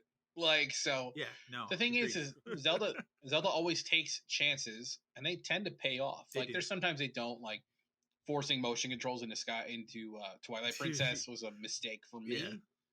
But sure. So it's kind of hard to be excited, but at the same time it's a Zelda game. I know I'm going to like it. It's the bonus side of this game is we get a sequel to Banjo-Kazooie Nuts and Bolts. Because we're just building cars racing across the land. It's just I laughed when they showed that. And then my favorite thing about that was when soon after the show, Rare tweeted out, it's hey, just so you guys know, there's this game that's been out for a while. You can build cars and stuff in it, completely unrelated to anything that happened today. It's in Rare Replay. I just laughed because everybody had the same exact thought about him just putting cars together. But is it going to be good? Yeah, I mean, come on. Yeah, I mean, the thing that excites me the most is how fucking dark it looks at times. Oh, it looks bad. It looks incredibly dark for a Zelda game. Yeah, so I'm excited about that aspect of it. Obviously, we don't have to wait too long. It's out in May. I mean, I'm fucking taking a week off. Yeah, you get a Link amiibo. I'm getting a Link amiibo. It looks awesome. I managed to get a collector's edition. I got lucky. You got it. I'm not. I'm just doing the regular, but that's out May 12th, so I'm looking forward to that. The other big surprise, this has been rumored forever that they were doing this, but it was a shadow drop digitally, and then this is what's nuts. It's out 2 weeks. It's less than 2 weeks physically. Metroid Prime Remastered. Yeah. Crazy that it's that's the kind of thing you don't really see happen physically. This is out 2 weeks. Right, yeah. And especially it's out today. It's $40. Yeah. I know some people are pissed at the price. Come on, it's $40. It's fine. It is what it is. It is what it is. And from what I've seen of the graphics stuff, it looks incredible. It looks substantially updated. Yeah. So, I mean, not to say that it hasn't been sort of redone before because they did the Wii one, but modern controls and stuff that's all that game has to be. So I'm waiting for the physical. I've got a physical one too. Yeah. I got mine reserved too as well. So, but I do want to play it. I had the original Metroid Prime. I never finished it. Never played any of this. That's a really good game. I'd like to actually play through this. Played and finished that game at work at Game Crazy. We put it in the machine and just just played it at work. That's good. That's good. Pikmin 4. I think this was the first thing they actually showed. Pikmin 4 got a release date July 21st. Sweet. It looks really good. Visually, that again for a Switch game, that thing visually looks incredible. So it's more Pikmin. It looks fun. I famously never played a Pikmin game. They're really fun. I might actually want to try this one. Multiplayer. So looks cool. It looks like up to 4 players. Looks super fun. My kids are super interested in that. Like they are very interested in that game. That game looks really cool. Mm-hmm. We could talk about one of the 2 ways Nintendo is going to fuck you off this Nintendo Direct. Which is they announced that Game Boy and Game Boy Advance games available today. So at the day of that will be on Switch Online. Yep. Here's how they get you. Awesome announcement though. Very exciting announcement. Like good. Awesome announcement. Yeah. I'll say like for the Game Boy Advance games, like the launch lineup list was kind of weak to me, but the games that are coming are very strong. Yes. Like Gold Sun. There's a lot of good stuff coming. There was some other stuff like coming. Fire Emblem is coming. Initial, I was like, original Fire Pokemon Emblem. Trading Card game for Game Boy. Like there you go. That's pretty cool. That was a cool game. So, but here's how they get you. So the Game Boy games, if you just have Nintendo Switch Online, like you can play Nintendo Super Nintendo, you can play the Game Boy games. You want to play those Game Boy Advance games, you gotta have that expansion pack, which is like the extra $20, $50, 64 games. $50. Yeah, $50 each. Wait, that's how you get. I think that's also how you get Genesis. I mean, there's something to be said that there is value in that pass because you get the Mario Kart DLC and you get the Animal Crossing DLC and you get all the stuff. Yeah, if you don't. But the problem is you don't own it, so you're not saving money by buying the expansion pass to get the Mario Kart 8 DLC because if you let it lapse, you lose it. So you'd have to pay $50 again to get access to this deal, whereas you could just buy the DLC. So there's a weird like kind of disconnect between we're giving you this DLC for free, but you don't own it. So if this lapses, you'd have to go buy it. So what did I pay for? So it's a little weird. It is. I also don't think it's enough games, like enough Game Boy Advance games now to make it matter. Same thing with the 64 stuff. It's not enough. It should be games. Everything. They're just emulated. Come on. In the future, the games you have coming in the future, specifically for Game Boy Advance, you have Zelda Oracle Season of the Ages. Like you said, Pokemon Trading Card Game, Kirby Tilt and Tumble, Metroid Fusion, that's a great game. Kirby and the Amazing Mirror, Fire Emblem, F-Zero Maximum Velocity, and Golden Sun. Like those are all good Game Boy and Game Boy Advance games, but what's missing? What's the first game that's missing out of all these? Pokemon, Red, Blue, Yellow. Pokemon, Ruby, Sapphire, Emerald. Why are those not here? It's weird. Right. Like, it doesn't matter. They could make a pack. They didn't sell those. They either A, should do that, or B, put them in here. You don't think if they put Ruby, Sapphire, and Emerald in the advanced thing, people wouldn't just buy that expansion pass like now? Oh, absolutely, they would. Man. People that love Pokemon would. Leaf Green, or skip Red and Blue, do Leaf Green, Fire Red, and those 3. Man, Jesus, man. People would buy that immediately. But again, this is Nintendo. They don't think that far ahead. They don't think that far ahead. And I can't tell you, like, you texted me before things started. And famously, I tell you to shut up when these things are on because you always like, I'm going to spoil this for you. And I'm like, shut up. But you text me before, you're like, I just kept saying you're like, Mother's 3 could be in it. And then when they announced that Game Boy Advance thing, I was sitting on the couch going, if they're going to announce it, this is it. It's in here, right? Like, it's got to be in it. So they showed the first batch, and I'm like, okay, it's not here. And then they're like, we're going to add more. I'm like, okay, this is perfect because they're slowly scrolling in from the side. That last one, you could just, I would have loved it if the last one came in and it cuts off at the M. And it's just like, it shows like that much of the box. And then just they don't say a word about it. Would have been perfect. To be fair, though, this does set up that coming. Because if it's going to show up anywhere, it'll be in here. Kind of like how they did Earthbound Beginnings. Yeah. For the original one, for like the Nintendo version we never got, they added that to those things. So like it's more possible now than it's ever been, which still means it's impossible. But I would have loved just a sliver of the red box, you see a little M, and just cuts off and don't say a word about it. That'd have been really funny.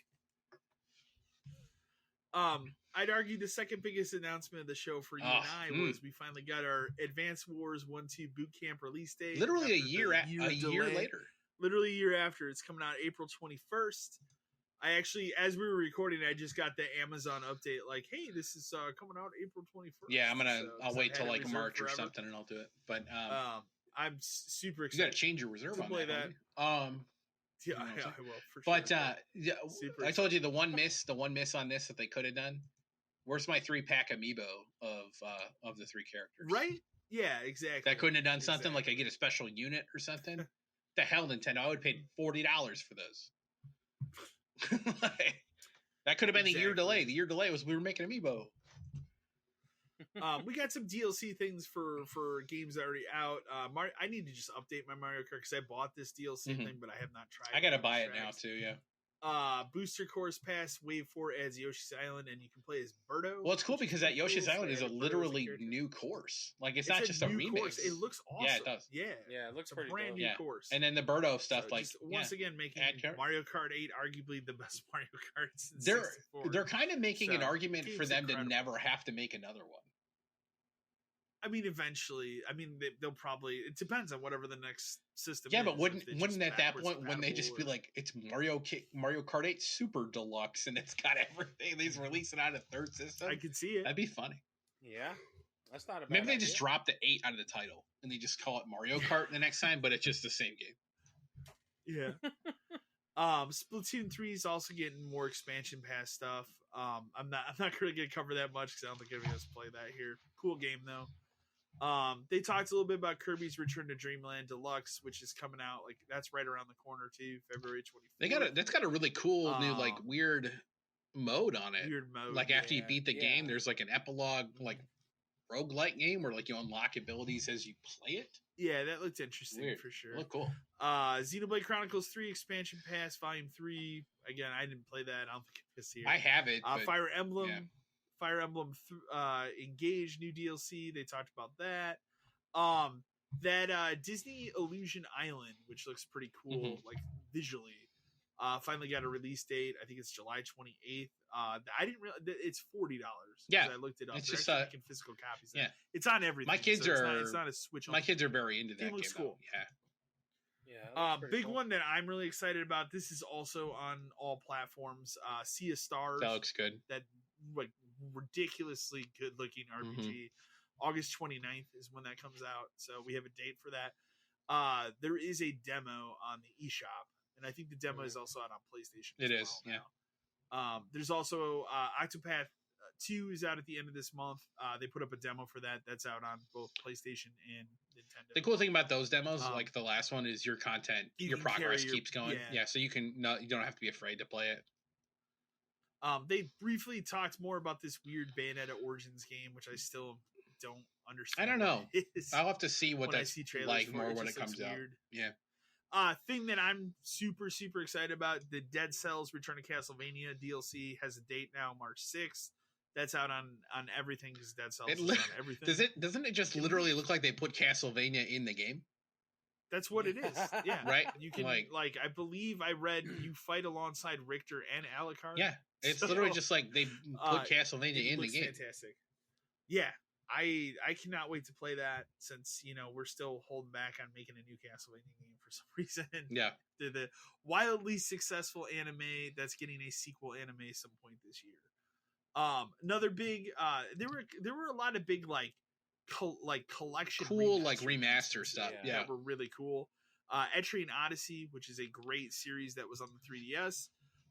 They are doing a collection of 3 games. This is a little weird. I don't like how it's working. Each game, I don't like how it's priced, but each game is $40 digital only,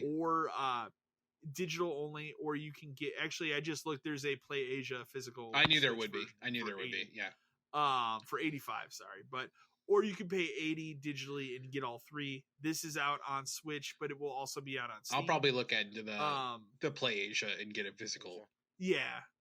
But cool that they're doing this. These are all really fantastic games. They were really integral to the 3DS because you would draw them out. They're cool. They're modeled after old PC Super Nintendo like dungeon crawl games, which I used to play a ton of a long time ago. I have all of them on the 3DS. Yeah. That was when I was collecting 3DS games for sure. This one was nuts. How do you pronounce it? It's Baten Kaitos. It's either. I always said Baten, but it could be Baten Kaitos. Okay. I don't know. Who knows? Baten Kaitos. Very cool RPGs that were on the GameCube. I never played weird them. card-based so stuff. To have a good way to play them. 1 and 2 HD remaster, bringing forward the 2 GameCube classics. This was later this year. I don't think they put a date on this. It was like summer. Yeah. So it's cool that it exists. Like June, I can't believe that they brought that back. I thought that series is just was forgotten. Not something I would.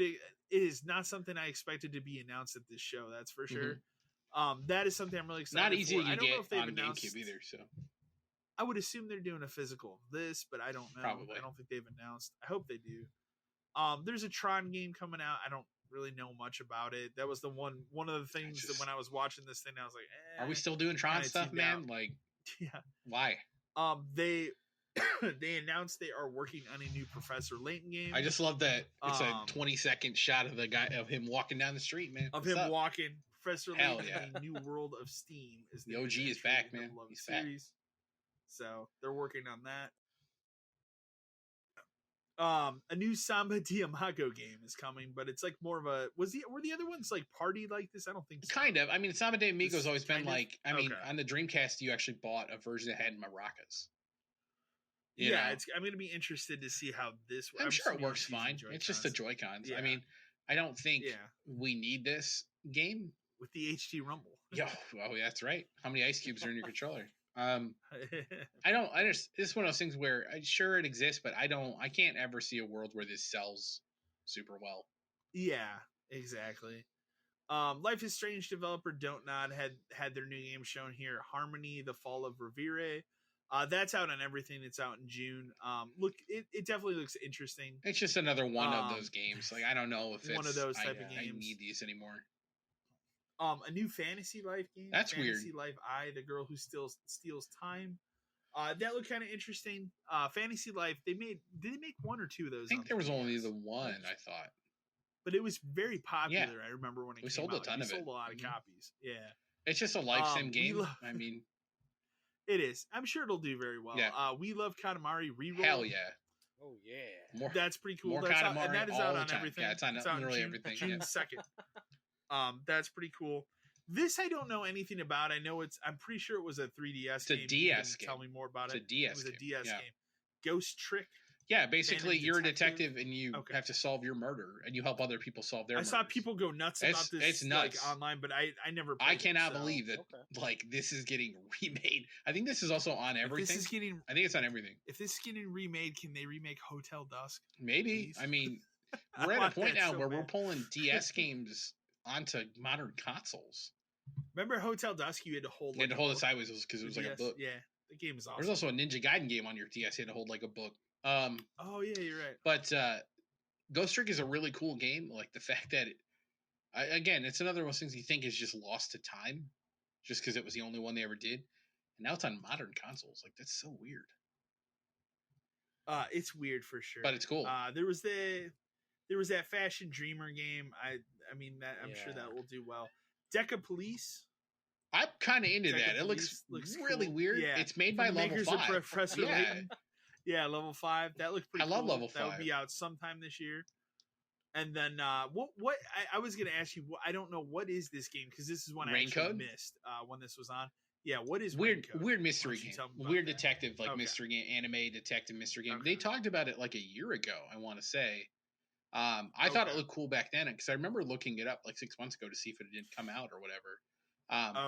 It's what's funny is it has kind of like that Deca Police vibe to it where it's like weird anime cartoony over the top, but it's like a detective game where you have to.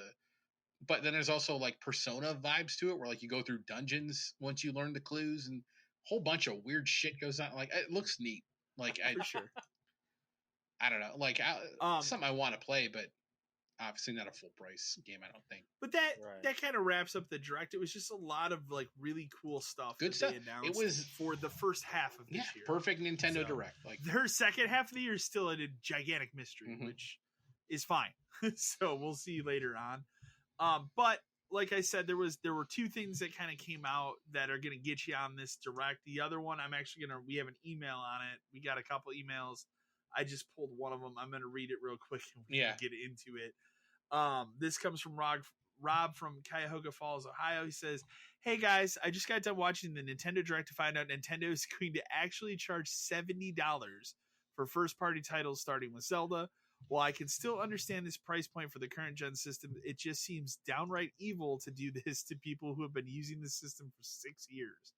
What do you all think?" So it's interesting because this news tidbit I'm going to throw in here came out after we got this email.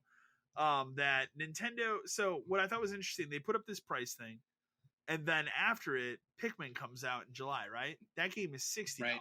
That's their next first party game. So now it came out today. Nintendo will determine $70 price on case by case basis. They are literally only charging $70 on Zelda because they can fucking. If there's one game you can do it on, that's the game. I don't even think you could get away. You couldn't get away with like Mario Odyssey 2 with 70. I don't even think you could do that. You don't think? No, so? I think if they're gonna try, it would be that. But that's maybe the only thing. They didn't even do this for fucking Pokemon, dude. And imagine if they had, because then they'd be double dipping and getting you for 140 on Pokemon for a lot of people, because you have to buy both. Exactly. Like Zelda's the one game where they can do it and people can complain, but those people will buy it anyway. Like it's not going to stop anybody. Like I will tell you, I'm complaining and I'm still buying it. I'm paying 130 for Zelda. It's ridiculous. It's ridiculous. But here's the other thing about it is, famously, and we've talked about this before, we lived this before. Nintendo games do not go on sale. It is at most 10%, in extreme cases $20. Like you could, if you went to go buy Breath of the Wild or Odyssey right now, they're probably $60, right? I think right now I saw Breath of the Wild is 40 because they did some special. Sure, but they're usually on a normal day $50 $50 to $60. And you know why? Because the system is still selling. They just sold how many more million at Christmas, and they have to get Zelda and Mario. Like Nintendo isn't stupid, and like the whole reason they still exist is because they figured it all out after the GameCube nearly bombed. What can we get away with? And it became, we can get away with. We don't have, remember Player's Choice? GameCube games would go on sale. Yeah. That doesn't exist anymore. Yeah. They would eventually like get moved to a permanent price point that was, the GameCube even was funny because it was like 20 or 30, depending on the game. Like Smash Brothers was the $30 version.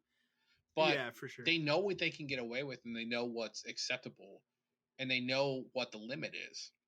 Again, Zelda at $70. Oh, well, you're going to have to. Because remember, Sony's already done it. And Microsoft is about to do it. So why wouldn't Nintendo do it? Exactly. For the one game that's going to sell more than anything in the past 2 years for them, probably.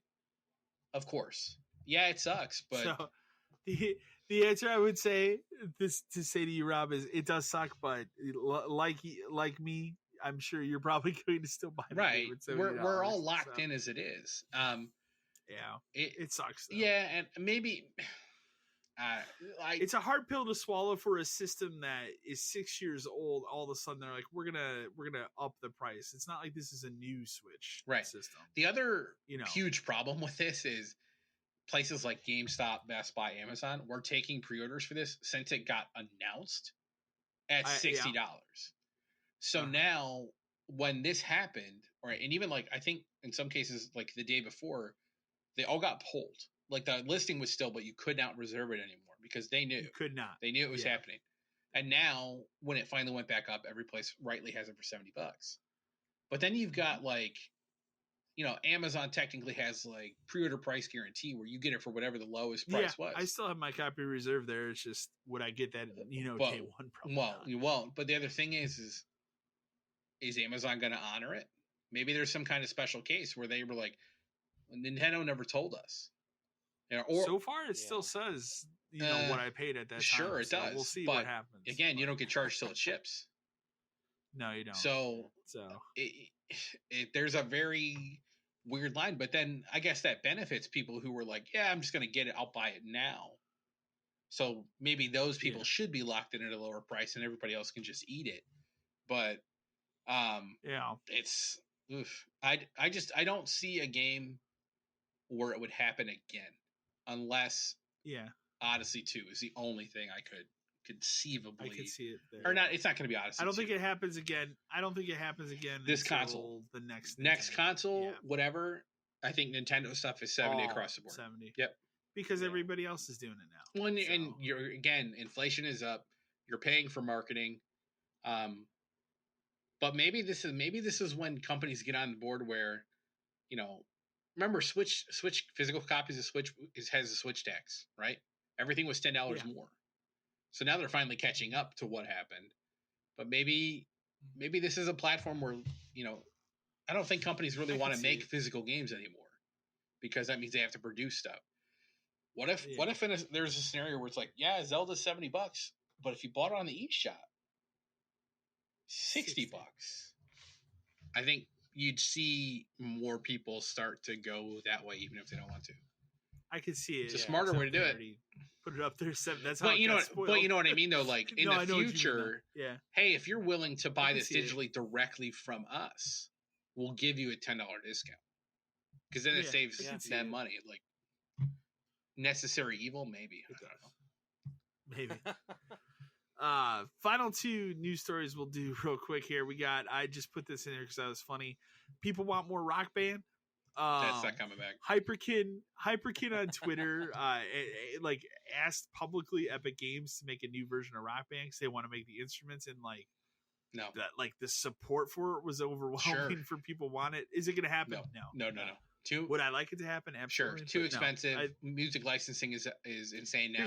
It sucks. Yeah. I mean, here's the thing I'll say, like, you can still play Rock Band 4. Mm-hmm.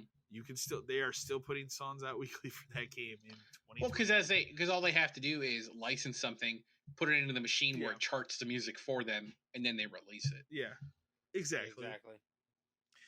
Then I put this one in here for you, Dan, specifically. Heavy rumor today. This is the last news article of the day. Heavy rumor: Final Fantasy Tactics Revival could now be in full development. Could be. Crisis Core is out of the door. It makes sense. Crisis Core is out the door. It makes sense. No talk about it anymore. Stranger of Paradise. We had that article where it's like we might make a sequel. Doubt it. But a Tactics. I also agree. And like they just did Tactics Ogre. That team is done with that game. Why not move that team onto a Final Fantasy Tactics remaster? A game people have been asking for years. Mm-hmm. Yeah, I mean, let's do it. Like, why haven't you done it yet? Exactly. That's the next side project. Please do it. The other thing is there's people out there that still think that Final Fantasy 9 is going to get like a remake. No, not until 7 is done. So. 7 has to be finished before they think about. Well, what about the people that want 8 to get that? Will never get remade. Like, no, that's too divisive. I think 9 is more of a. 8 is a weird one. Like I've grown to appreciate 8 over the years. At the time I thought it was not good, but I went the opposite way on it. Well, you were backwards, but then I recently replayed it. It is not as good. No, that game falls apart. But it is a better game than I gave it credit for. But I do think 9 is. Sure. You hate 9, but I do think that I don't like 9 is better because it's more like an old Final Fantasy game. Because it's very job based and ability based, and it's a fantasy tale and all that kind of stuff. So I would love to see a true 9 remaster. I don't want a remake, like a really nice remaster of 9. A 7 remake. Yeah, I don't want that. But Tactics should be first, and give me Tactics Advance on there too. Like, come on, man, just emulate it. Just emulate it on there. I don't care. Put it on console. Please. All right. Well, we'll dive in now to the emails. We got quite a few emails. We're gonna start it off with a good GameStop email. So this one here comes from Mike from Redacted. It says, "Hi dudes, former GameStop manager here as of today. I wanted to reach out and mention what finally broke me this week, and that was after taking a 12% pay cut. Yep, which we talked about last time. Yep. Which was explained to me by my deal. Which was explained to me by my deal is, this is great because now you no longer have mandatory overtime. So it's more time for you to get with your family. You get to pay to spend time with your family is what that means. This is utter bullshit. And the icing on the cake after this, my store got 68 hours for the week between myself, ASL, and SGA. That was enough for me to say, fuck it. I just wanted to say I appreciated your advice in the previous episode. I spent the last 2 days just filling out apps on Indeed and spending time with my kids. Never felt such a huge weight off my chest. I have 10 years as an SL under my belt. I'm confident I'll find something fast. You guys have a hell of a podcast. Keep it up.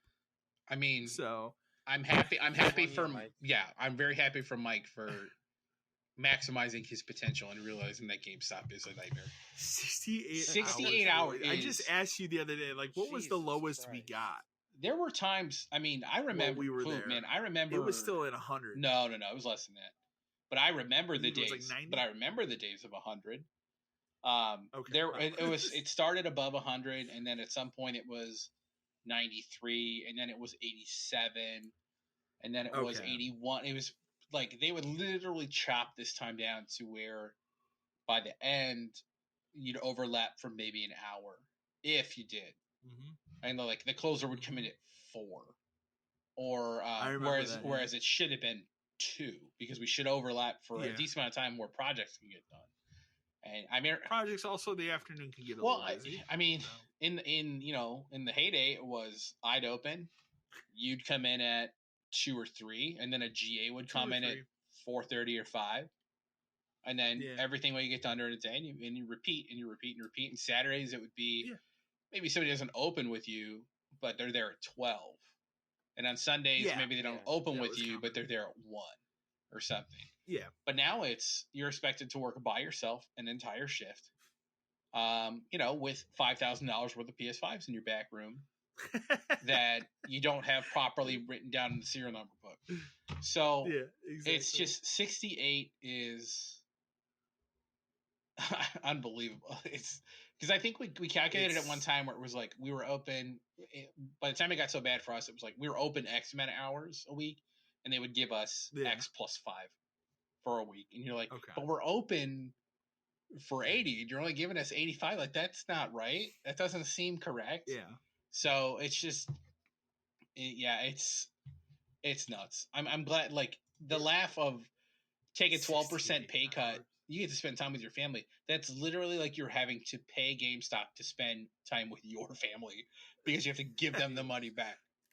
So, like, but I could also see that being a way that like regionals told their deals. Let's just explain it this way. Or somebody or some dumbass in a meeting between them came up with that. It's like, what if we phrase it this way, gang? And they were like, let's do it. Sounds good.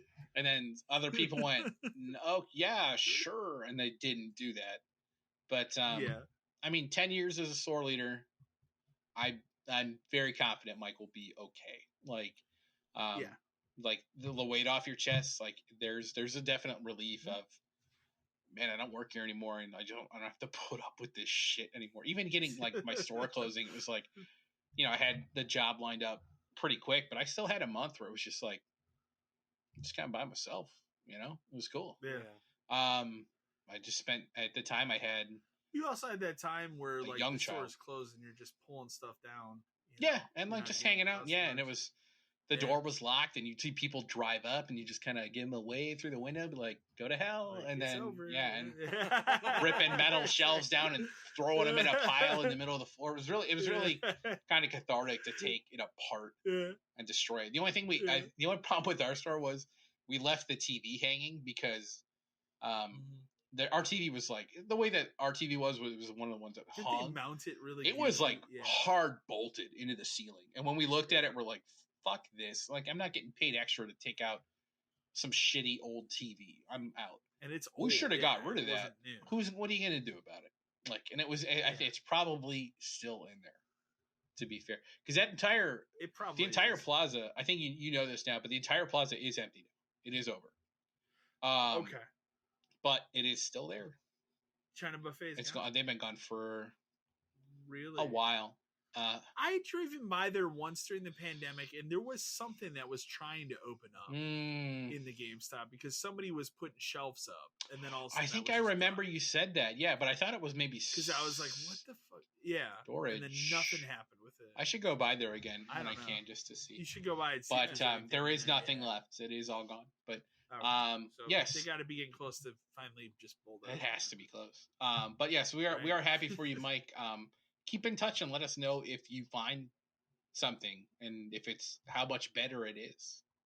I'd love to know. For sure. Share with everyone. Yeah. It's a good be a success story thing for be a success story for others. Next email we got directed towards me, Dean from Jacksonville, Florida, says, "Hey guys, this question is probably for Kyle specifically. With this Dead Space remake seemingly successful, what do you want next? Would you rather a remake it to or a brand new game?" I kind of said before, like, I think I know what's going to happen, which I think obviously the remake's very successful. I think you're going to divide that team that made this remake in a certain way where some of them are going to go off. They're going to pump out because now they have their engine ready to go. I think you get both. A Dead Space 2. And I think you're going to get both. Think of it like... I think you get a remake 2 before you get whatever the next Dead Space. Think of it like Capcom with how they're remaking Resident Evil games on one end, and then they're making Resident Evil 9. I mean, I guarantee you they have already started plotting something for a new Dead Space at this point. Yes. So, and I think it was kind of a thing like, we're going to wait and see if this is successful. We're going to wait for Callisto Protocol to fail so that we can come in and be like, remember how you guys like Dead Space? We make the real one. Yeah. Exactly. But yeah, no, that's exactly what I think. I mean, and it's what I want. That's what I want. I would like both. A remake of 2. Yeah. Because 2 is also a fantastic You'll get both. Game, they'll finish I would like it. A brand new one. And the other thing is, like, if they make 2, they will make a remake of 3. They just will. They will. So they're not going to remake the first 2 and not the third one. That. Yeah.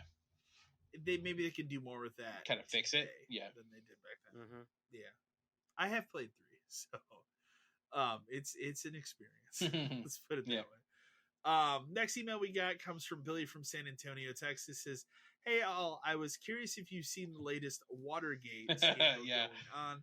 This time with Resident Evil 4 remake and the rain. Do you think that the footage?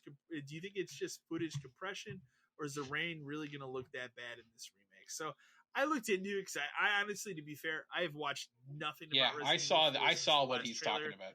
I personally don't need to see more, but I went and sought this out because I was curious. I see what they're talking about. I think it's compression. I think so too. I think it's a little bit of both. Like, it's compression and it only looks not great right now. I've seen rain in this engine in Resident Evil 2 and 3 remake, and it's fine. They're using the same engine. I just laugh but how are we still not getting rain like correct? Like, if you're focused, how are we still talking about water?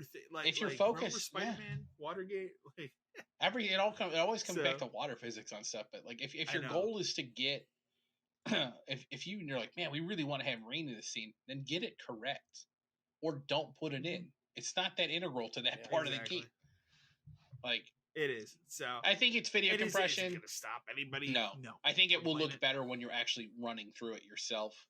Because you got to remember, everything you watch on YouTube is compressed, especially if you're watching a live conference or something. It's always super. Like the Game Awards is a great example of that. You got to remember, anytime you watch a video, you're never watching the true output of it, because it's various combinations of things. It's what the video was shot as, how it was compressed, what you're watching it on, how many people are using the thing that you're watching it on, your screen. Like, there's just so many things it has to go through. I'll give you a great example of it. Like, for me, when I do my YouTube content, like, I don't put anything up in 4K. There's no point. So everything I put up is 1080p because I agree. There's no point for me. Yeah. But the footage I capture is 4K. Sure. So when I am editing the video, these are 4K files that are being compressed down to 1080p. So when it comes to the YouTube form and then I watch that, back before I post it, it's always compressed and that footage looks worse than it does in the 4K. Of course it does. Like 100%. So, but it is what you're literally putting it in a machine. At the end of the day, I look at it. You're putting it into a machine that sole purpose is to make the file size as small as possible. Well, and the thing that I said to myself a while ago, I said, how do most people even watch these YouTube videos? Are a lot of people sit down on their TV and watch them, or are they just on their phone? So what does it matter? Yeah. 1080p is enough. Is enough for that. So I made that sacrifice a long time ago. You're not Digital Foundry, dude. Like, you don't need fidelity. No. I mean, I watch all those. That shit's real good to watch. They're great. Yeah, that shit's real good to watch. But they have the money and the time. Yes, they have the time. Next email comes from Sal from Baltimore, Maryland. He says, "Hey guys, I just want to say I really dig the new intro song. How did you come up with that?" So that actually is all. That's all Kyle. That is all me. Dark and we've talked about it on the podcast before. I've played guitar off and on for 20 years. I did put guitar down for a long time and then picked it up with the pandemic.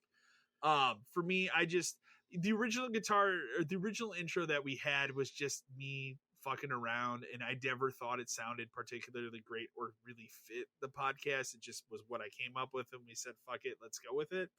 And then during our winter break, I had made the goal for myself, like, we need to have something that sounds more game centric than just me playing some blues riff on a guitar. So I sat down, with the music programs that I have, and I just kind of banged out what you hear.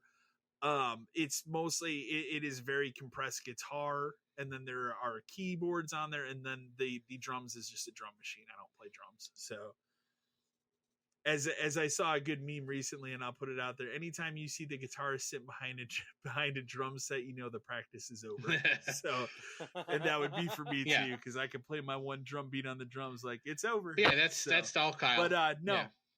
That one is all me for sure, but thank you for enjoying it. I hope more people enjoy it, because it does sound much better. It's different, and like we talked about it before. Like the first one, it was kind of like, hey, you were like, hey, I've got this, and we're like, yeah, it's fine. Like we'll do it, because remember in the beginning, I made another one. Yeah. I'll put that in there. I made another one, and it was very dark and ominous. And I was like, I put out there, I was like, no, we're going to do this one. And I sat on it for like 2 days. And I kept listening. You're like, no, I got this other one. I'm like, yeah. No. And I was like, I need to go back to the drawing board. This sounds like some Twin Peaks. Yeah, it was weird. I went back and made a more game centric one that had like the 8-bit tone in there. And it just sounds much better. Mm-hmm. So works really well. So, but appreciate it. So. Next email we have comes from Nate from Queens, New York. He said, hi guys, with the recent Nintendo Direct focusing a lot on fan speculated and highly requested titles being announced, like Metroid Prime Remastered, Baten Kaitos 1 and 2 Remaster, plus finally showing off the most we've seen of Zelda before its May release. Is this the swan song for the Switch? Do you think that it's possible, because the focus was only on the first half of 2023, that they could be ready to introduce something around E3 time for release this fall? Either a Switch Pro or maybe whatever the next system. Also, do you think backwards compatibility will be a necessity for whatever the next system is? Thanks, love the show. First of all, whatever their next system, it has to play Switch games. It would be weird. There's no way it would be very weird if it didn't. To disconnect from it, yeah. Like, I could understand. I mean, obviously, going from the Wii U to the Switch, it had to change. Right, it had to change. It had to change. Now, I think whatever the next thing is, it's still going to be cartridge based like it is now. Right. I also it's hard for me to say because of how successful the Switch is. I guarantee you whatever the next system is will have Switch in the name. And I think it will be, I don't think you get the next thing. I think the next thing is a Switch Pro. I think it will be more iterative than a new system. Because I also think you're not going to get away from the handheld TV hybrid. Switches, I think they hit the nail on the head with that. There's nowhere else to go. Get away from that. There's nowhere else to go. No, like they killed off the handheld sector to make this thing. For this, they can't split it. They cannot split it again. No, please. Yeah, it'll be. I think realistically, it's a more powerful Switch. Maybe it's slightly bigger because the screen will have to get bigger. See it a little bit. But I think there's also room for that system is small enough where it could stand to be bigger, and I don't think people would care that much. And just improve, and it's just going to be a much more improved version of that system, like screen better, processor better, more memory, more storage. Right. Like I've said all along, all I want is for the handheld system to be able to do 1080p 60, and then the dock be 4K. Yeah, that's all it really needs to be. And obviously better processor and all that other stuff so that the next set of games can be better. And, if they don't make it backwards, it's a huge problem, especially because we just talked about it earlier. I don't think the Switch is the second best selling system of all time. They're not going to prevent that from happening. No. So the theory, I guess, would be like maybe they make a new Switch and then they start making games that are like plays better on Switch Pro or whatever, where it still functions. Yeah. But it's not, how you're supposed to play it. That's a very tricky line too. Or that would probably only happen for a year or two. But with the amount that they sell of these things all the time, they can't cut it off entirely. That would be awful. I don't think so. It's too big of a system. I think it would hurt them more. Yeah. It would be the step back. It would be, because they go forward and then take a step back, and then they're skyrocketing now. they can't risk going back. That being said, like, you know, they focus on the first half of 2023. That's how these directs work, though. They're always like, this is for the next 6 months, and then maybe we'll tease something that is farther. But they tend to only do that at E3 time, like Zelda, where they're like, you guys know it exists. We're just going to tell you it exists, but it's far away, and we're not going to tell you anything else about it. They've kind of learned their lessons about talking about stuff a little too early.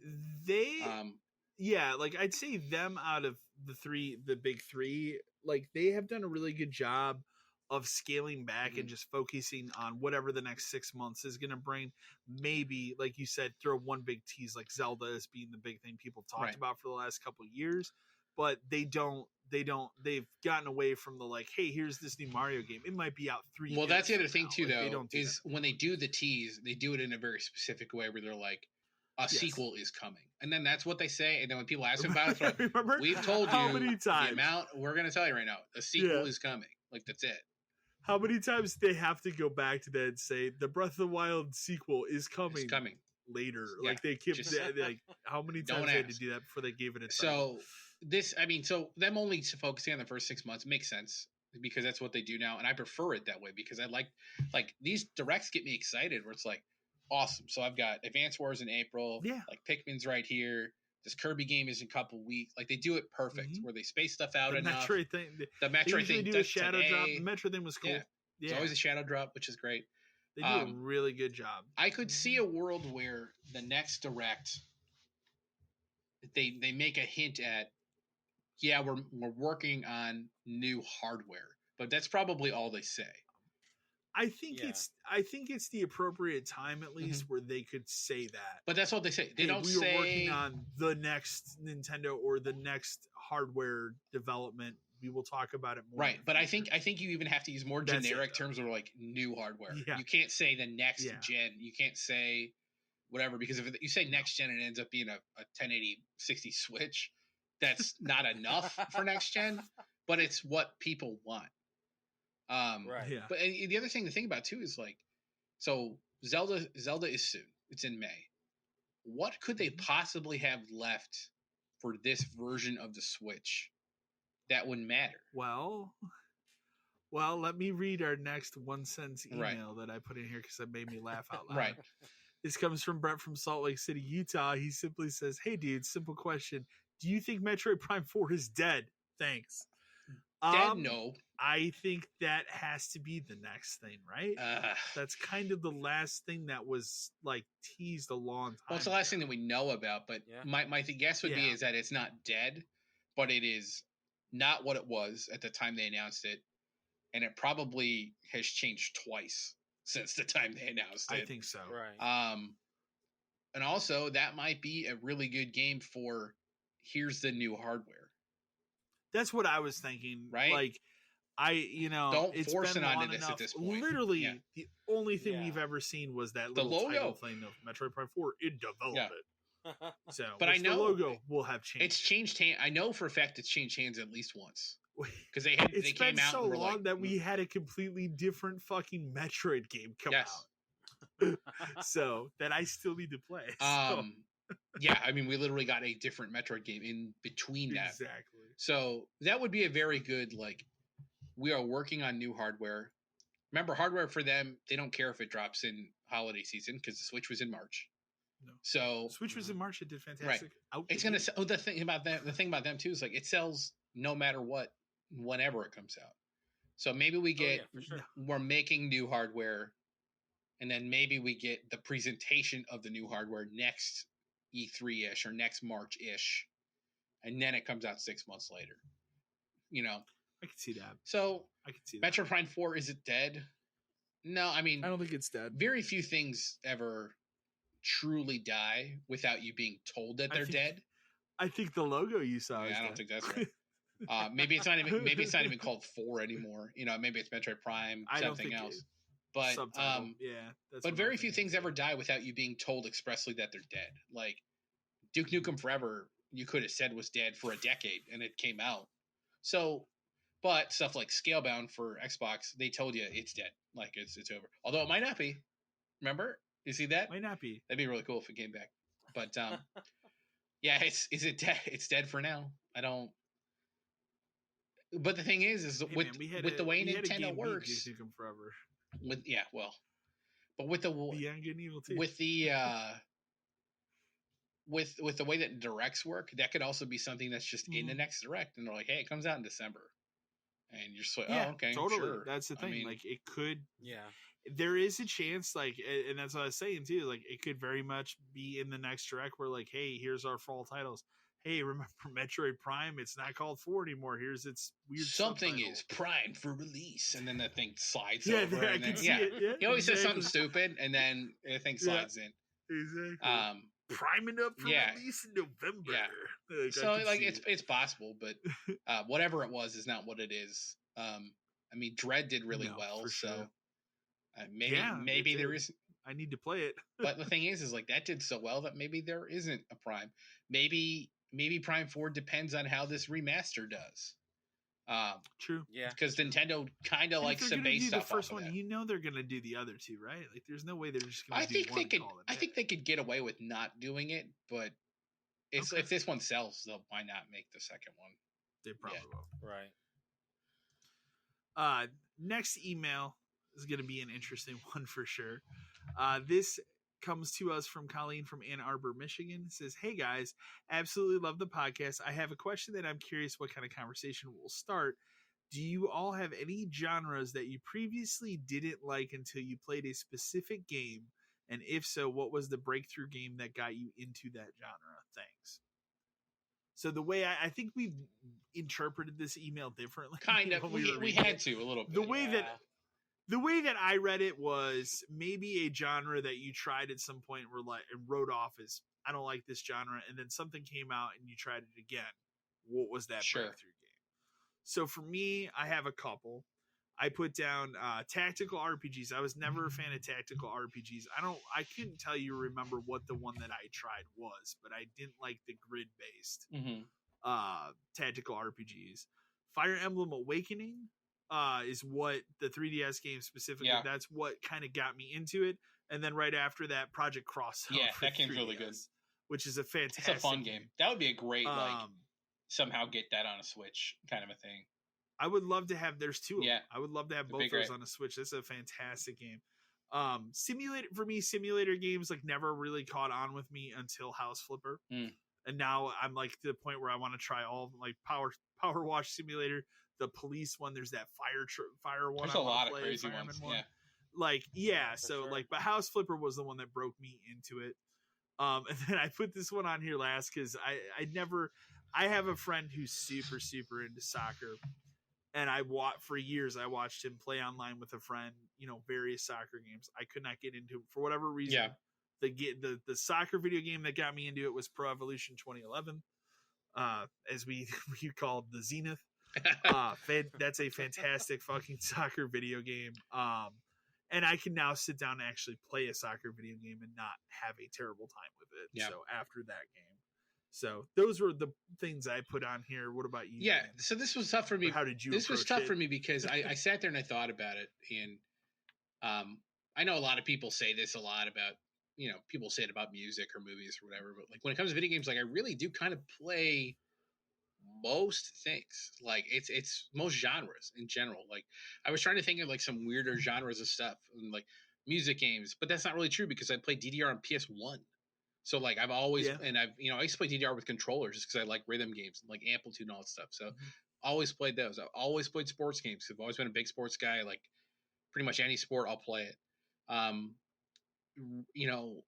Obviously like adventure games like Zelda, I've played forever. I had a Nintendo. I played any kind of game I could get my hands on, really. And there's not really stuff I don't like. The one thing I thought was I kind of came up with where. I'm a huge RPG guy now, and I'm a huge Final Fantasy, like in general, like series guy now, right? I own them all, I play them all the time. But it's weird to think. I think back, and I realized that my first Final Fantasy game, even though I had played RPGs like Earthbound and Chrono Trigger, and like Secret of Evermore on the Super Nintendo, I never played a Final Fantasy game until Final Fantasy VII for PC. which is a really thing to think about. Like, is like I remember the PC version has the weird box. It has a weird box, and it also comes in like a weird billfold thing, box. And it's got like 4 discs in it.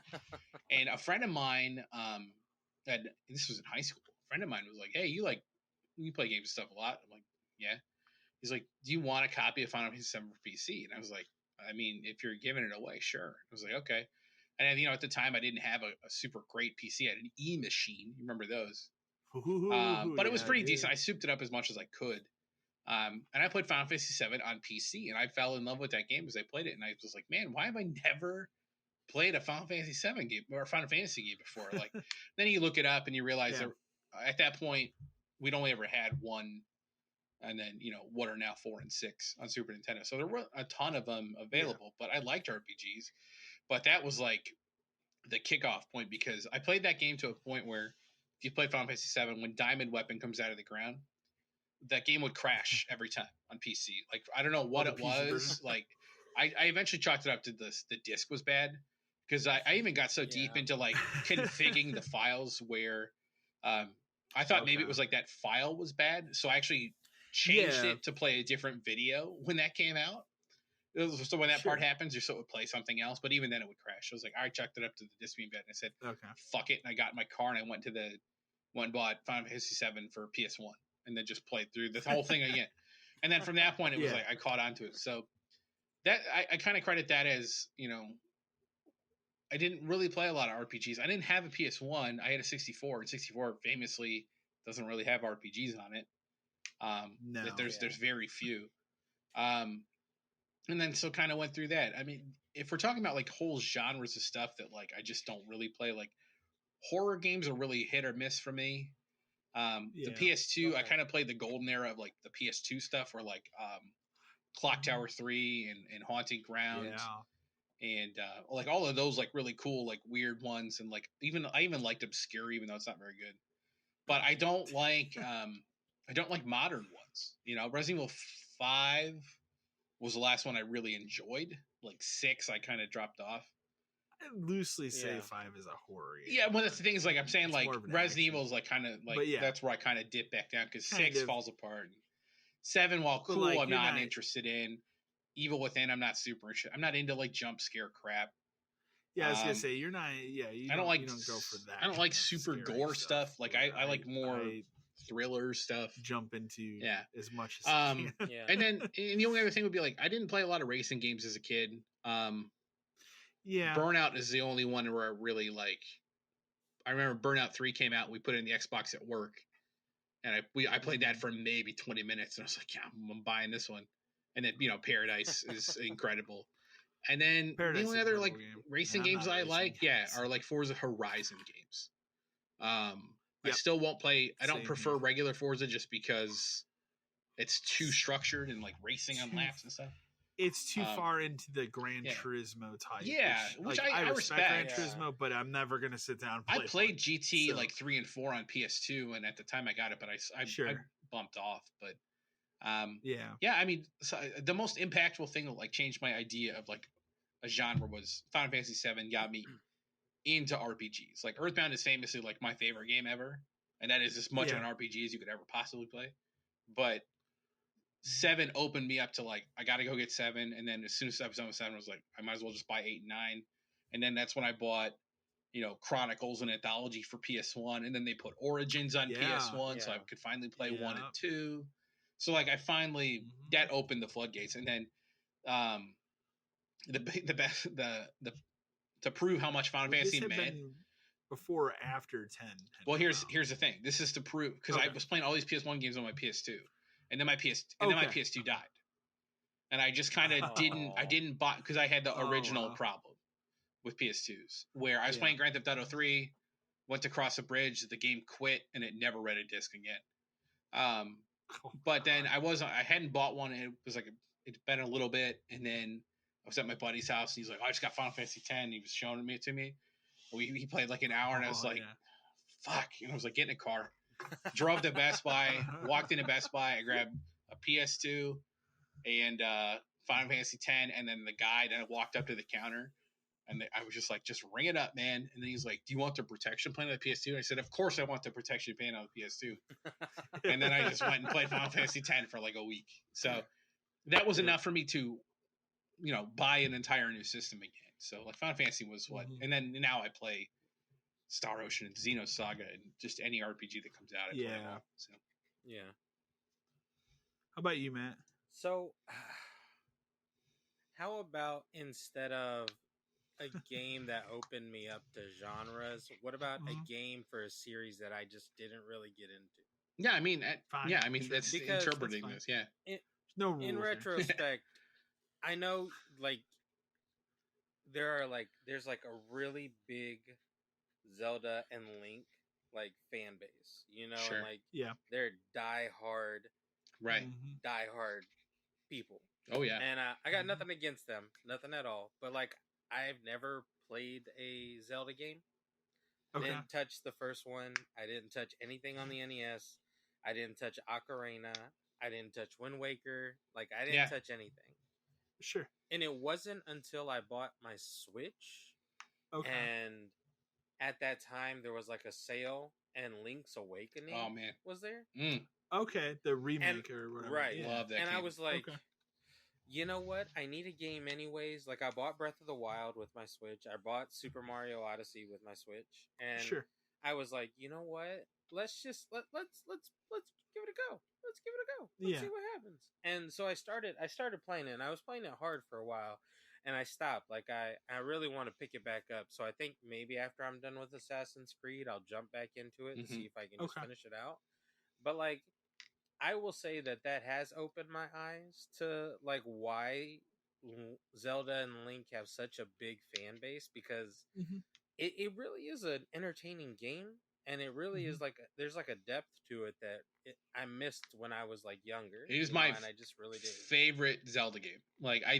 everybody will. A lot of people tell you Ocarina or Breath of the Wild now or whatever, but for whatever Breath of the Wild, But for whatever reason, Link's Awakening.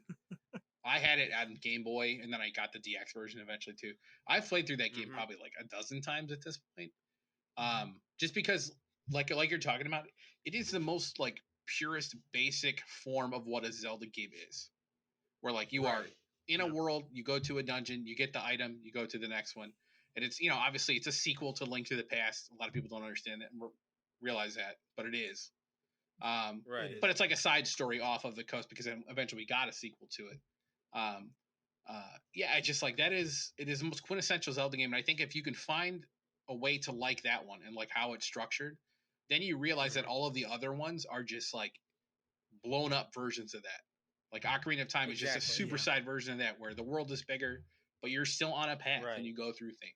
Obviously, Breath of the Wild kind of changes that, and Wind Waker kind of did too. But I've always liked the handheld ones more because they have I don't want to say a structure because that makes it feel like it's limited, but Link Between Worlds, an incredible game. If you like Link to the Past at all, that is a better version of that game in my head. Yeah, that is a really good. But and then Minish Cap, which they just put on that expansion pack thing. If for some reason you were someone who never played Minish Cap just because it was a kind of a later in life Game Boy Advance game, incredible Zelda game. It is Link to the Past with more stuff in it. So okay. But Link's Awakening, that Switch remake of Link's Awakening is perfection. The graphics are incredible. I'm actually amazed they have not done something to try and bring the Link Between Worlds forward. God, they should. Now that you such a good game. Because that was a huge when it came out. Yeah. And the second, I want to say the second screen in that was just inventory and maps, so it doesn't really matter. It is. Yeah. It is. Yeah. That was why I got a 3DS. Yeah. So such a good game. But Link's Awakening, I would say you should, when this Odyssey's off your plate, that is the perfect, which is gonna be a while, but that is the perfect game to get you. I think to get what a Zelda game is, and it's not. Yeah. The blown up version. And I really do want to pick it back up because I had a lot of fun. I was in deep. I think it was when I first started is when I was in mid picking. I was in it because I had just left my other job and I started there, and I was I was docking my Switch in the TV next to me, and I was just playing things randomly. and I like literally picked it up, and I was just like in it for like a good like month, and I just put it down and I just stopped. But like, I think that for me, if I'm gonna pick it back up and I'm gonna play through it, and then I really want to play through Breath of the Wild too, so I can actually maybe pick up the sequel that's coming out. Those are two extremes of the Zelda world too, because like exactly, Link's Awakening is a Game Boy game, and then Breath of the Wild is like that game on steroids. Yeah, Breath of the Wild for me is like, and that I would say now is my favorite Zelda game. For years, I would tell you Ocarina of Time because I played through it so many times as a kid. But Breath of the Wild is very much the game that I wanted as a kid to see Zelda become. So when they actually put that out, exactly, and it's still incredible. It's almost like it has a almost like at times Dark Souls mystery to it, like going to different places and stuff in it. It's so big and doesn't tell you what to do. Like, whereas it does not tell you what to. You can literally start the game and go whatever direction. Whereas a game, there are people that have like Ocarina, done the speed runs. Yeah. Ocarina is very much a linear guided experience. Breath of the Wild is not. You can spend, a couple hours in that game. I spent 120. So, like, well, I mean, that's like it's an incredible experience. Like, I picked up Breath of the Wild, and now I'm at a point where I have no idea what I'm doing. I would just start. Start over. Yeah, and I'm like, all right, well, I guess it's time to start this journey over. But aside from that, I would think I put in Final Fantasy VIII when we were talking about this, but then as we were talking and I was thinking about it, Super Mario RPG is what made me pick up an RPG. Yeah. And I really was a fan of that. And I'm not a huge fan of RPGs. Like, I'm really trying to get back into them because I do like a lot of the stories and stuff. And like the fact that a lot of the games carry so many stories and they just keep progressing. I'm interested. Like, I like long-term storytelling, you know? Yeah. And I'm really interested in that. So like, I really want to like pick up that kind of stuff again, but and in the same retrospect, it's like I know it's kind of hard to get back into that. So some of them are, yeah. So I played the Mario RPG, and I was a huge fan of that. And then Final Fantasy VIII came out, and I saw like the cutscenes and stuff like that, and I got hooked, man. And I was like, I really want to try this game. So like when it came out, I bought the game, I bought the guide, and I legit, it's probably the one game that I went page by page and walked through the entire guide and like just devoted my time into that. I miss strategy guides so much. Yeah, God, I miss them so much. Cal and I were talking about that. It's like, is the Zelda game going to get one? I hope so. Just because it's a nice thing to have with the game. Yeah. If it did, I would definitely be down to buy it. I have the first one's guide, Yeah. But yeah, like I think for me that's where I'm at. I'm kind of like you. I play whatever like floats my boat. I love the Resident Evils. I love. I'm willing to try almost anything, man. Like visual novel games. I play those for Christ's sake. NBA Jam. You know what I mean? I don't play the NBA 2K series, but I mean I liked NBA Jam. And I would. I'd Blitz, be the same place and there. like like even like you were talking about Burnout. I was a big fan of Driver, so I mean it's kind of like I just really play whatever just like it speaks to me. You know what I'm saying? For sure. Yeah. Super Mario RPG was my second RPG that I played. My first was Final Fantasy Mystic Quest. Did you ever play Matt? Did you ever play like Paper Mario and stuff like that? No. You should. You should play the 64 one. They're very much. The 64 one and the GameCube. The GameCube one is great. I'm a weirdo and I love the Wii one. The 1,000-Year Door. I love Super Paper Mario. I get why people don't, but for some reason. What about that Switch one? Origami King. No? People liked it for the most part. You know what's funny? My kid is playing through it. She really likes it. Oh, okay. But it's cool. It's cool because she's figuring it out and I don't have to help. Which is but you got into that point. But it's cool to see though because she's still young, but she's like. She's figuring out Origami King. She's interested in it. She likes the story. Like, it reminds me of playing Mario RPG when I was a kid, man. Like, this is just her version of it. Yeah, I got the Wii U, the Paper Mario for the Wii. That one's not that good. If you could get a copy of the 64 one, that might be on the Switch thing. That's good for sure. That's a great one to play. and the GameCube one. If it's available at the con you guys are going to, I'll look for a copy and see if I can find a cheap one. Yeah, that's a great game. Paper Mario for 64 is Mario RPG too. It's what that game is. Yeah, I'm totally down. And PSA, don't ever play Sticker Star on the 3DS because it is pure garbage. I was so pissed off at that game. Being disappointed. So angry at how bad that game was. It's bad. All right, one more. All right, our final email, and it's gonna be a fun one too. Tough. Corey from Rock Island, Illinois says, "Hey dudes, I know this is a gaming podcast, but I'm curious if you can pick one. What is your favorite movie of all time and why?" Does anybody have a definitive answer that they can just say immediately? I do. Okay, you can go first. Yeah, I do. So for a long time, mine was Scarface until the last couple of years. I have changed that to the original 1979 Alien. Okay. I watch that movie probably once or twice a year. I adore every aspect of that. It's one of the main reasons why I love Dead Space, because it's like a mix of that and that one Event Horizon is another, like, it mixes those two stories like really, really well. Event Horizon is so fucking that movie is. Oh yeah. I remember watching that as a kid. It is not the movie you think you're going into. I remember watching that movie with my dad. Used to watch all that kind of stuff when I was a kid. He was like, "I'm gonna watch this movie. You want to watch it?" I'm like, "Yeah, sure." And you watch the thing, going, "The fuck is happening?" I hate this movie. It is so fucking dark. But original Alien. I mean, I like Aliens as well. I like all those movies. Some of them obviously not as good as big others. Prometheus guy. But the original, I love Prometheus. But original Alien, easily favorite movie of all time at this point. So now you guys are up. Do you have a definitive answer, Matt, or should I just go through mine? Go ahead. Okay. This is incredibly hard because there are a lot of movies I like for a lot of different reasons. I'm going to list three, and then I'll pick one out of the three after I list it. So the top three are probably Back to the Future, the first one. When I was a kid, I loved two more, but then you watch them again as an adult, and you go, now one is definitively better, but two is fun, and then three exists to finish two. So Back to the Future 1 is a movie I could watch every day if I had to. Yeah. Indiana Jones and The Last Crusade. Another weird one, because as a kid I would have told you Temple of Doom, but then you watch them again as an adult and you go, no, it's not that one. I would pick Raiders. Raiders is like a hair below Last Crusade. I just love the interaction with him and his dad.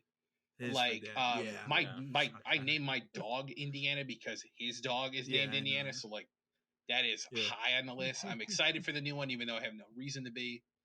Because I was burned last time. But I also am super burned last time. Oh, I wanted to be. And then the third one would be, this is really basic, but the 2002 Spider-Man movie, like the first one, because you know, if you think about that, like obviously the MCU now is a different animal, and like I like the Spider-Man movies that exist now, but Spider-Man, the first Spider-Man movie is just like, at the time it was like, I cannot believe that they made a Spider-Man movie and it's good. Yeah. And it's really good. Yeah. Like I wouldn't even tell you it's my favorite Spider-Man movie. I mean, I like Homecoming and stuff a lot too. So I got to go back and forth, but I think Spider-Man 1 is more important to me just because of the fact that it was so good at the time. I saw that movie 4 times in 5 days. I just loved every minute. I could watch it today and quote the whole thing to you. Spider-Man 2 is arguably even a better movie, but I think I liked the first one more just because it meant so much more to me at the time as a Spider-Man fan. It did. Yeah. For sure. But if I have to pick one, like you're telling me I can only watch one of these movies again and the other two disappear, I would probably pick Back to the Future. Like there's something about like that movie. I mean, Kyle knows I love time travel stuff, and I'll watch anything with time travel even hinted at in the movie. Yeah. And that movie's just, it's fun. I love Michael J. Fox. Like Christopher Lloyd is incredible in it. It's you know, it ends on a cliffhanger that just opens it up. It's like we're gonna go to the fucking future next time. Like, oh shit, kind of a thing. And it's just a great movie. I watch all the time. If it's on TV, I stop whatever on the channel and I just watch it. Yeah. So it's probably that one. It's close with those other two, but it's probably Back to the Future Part 1. Okay. Oh God. What about you, Matt? I'm gonna take a page out of Dan's book. Go for it. So So my first one I'd have to think about. I think for me it's going to be Rumble in the Bronx. Great movie. Great movie. Yeah, fantastic. I remember. I remember seeing ads for that on TV. Yeah, well, so I didn't like. Only thing I remember, my dad used to take me to this video store that was right up the road, and it was part of this army surplus store. My dad was a big military guy, so like he would go look at all the guns, and I would go look at all the video games and the movies. Yeah. And all I remember is looking at Rumble in the Bronx and just like the cover art, the poster, Jackie Chan sitting right there, and like fire and stuff, and I was like, that image is burned in my head. Yeah, that's it. And I remember I watched that movie I think like 2-3 times that night. The movie's like, so good. It was so good. And like it led me on like this whole crusade of like finding out about him and like finding what other movies he's done, and then it's what led me into like all the other karate based movies that I watch and the people that I've seen through there too. So it's kind of like that one stands out. But also, man, Ghostbusters 1. Yeah. Was like, yeah. I thought about that too. And I still watch, like if it's on or like if it's on a streaming site and I'm just circling it, like I just watched 1 and 2 on HBO Max the other day just because I was like, they're right there, and they were literally on my like front menu page. It was like Ghostbusters 1 and 2 is here, and I was like, I think, all right, I think part of the reason that wouldn't make a list for me is because I have a hard time separating those movies in my head. Like I love them, but it's like I feel like 1 and 2 is like one movie kind of a thing. I know that's dumb, but like it just kind of feels like it's all one straight thing. No, I'm right there with you. Like I can understand that. And then the other one I think about a lot is The Secret Life of Walter Mitty. Oh, I've never seen that. You never? Oh no, man. So, I know what you're talking about. So I know what it is. I was a big daydreamer. Like, and that's okay. It's recently that's stopped. What that movie's about, yeah. It's recent. Like over the past like 5-6 years, it's slowed down a lot more. But I like literally remember going through like high school and like middle school and like just staring off and then like having to be brought back to reality. So like when I first watched it, and it was like he was literally just sitting on a park bench and just like played this whole scenario in his brain and how he like saved the girl. And like, I remember doing that. Like as a kid, I remember being like sitting there going like, and just like zoning out and like playing this elaborate scene in my head. And like, when I first saw it, I was like, man, this really speaks out to me. You know what I mean? Yeah. And it's so well done. Like if you get the chance to watch it, Dan, please go check it out.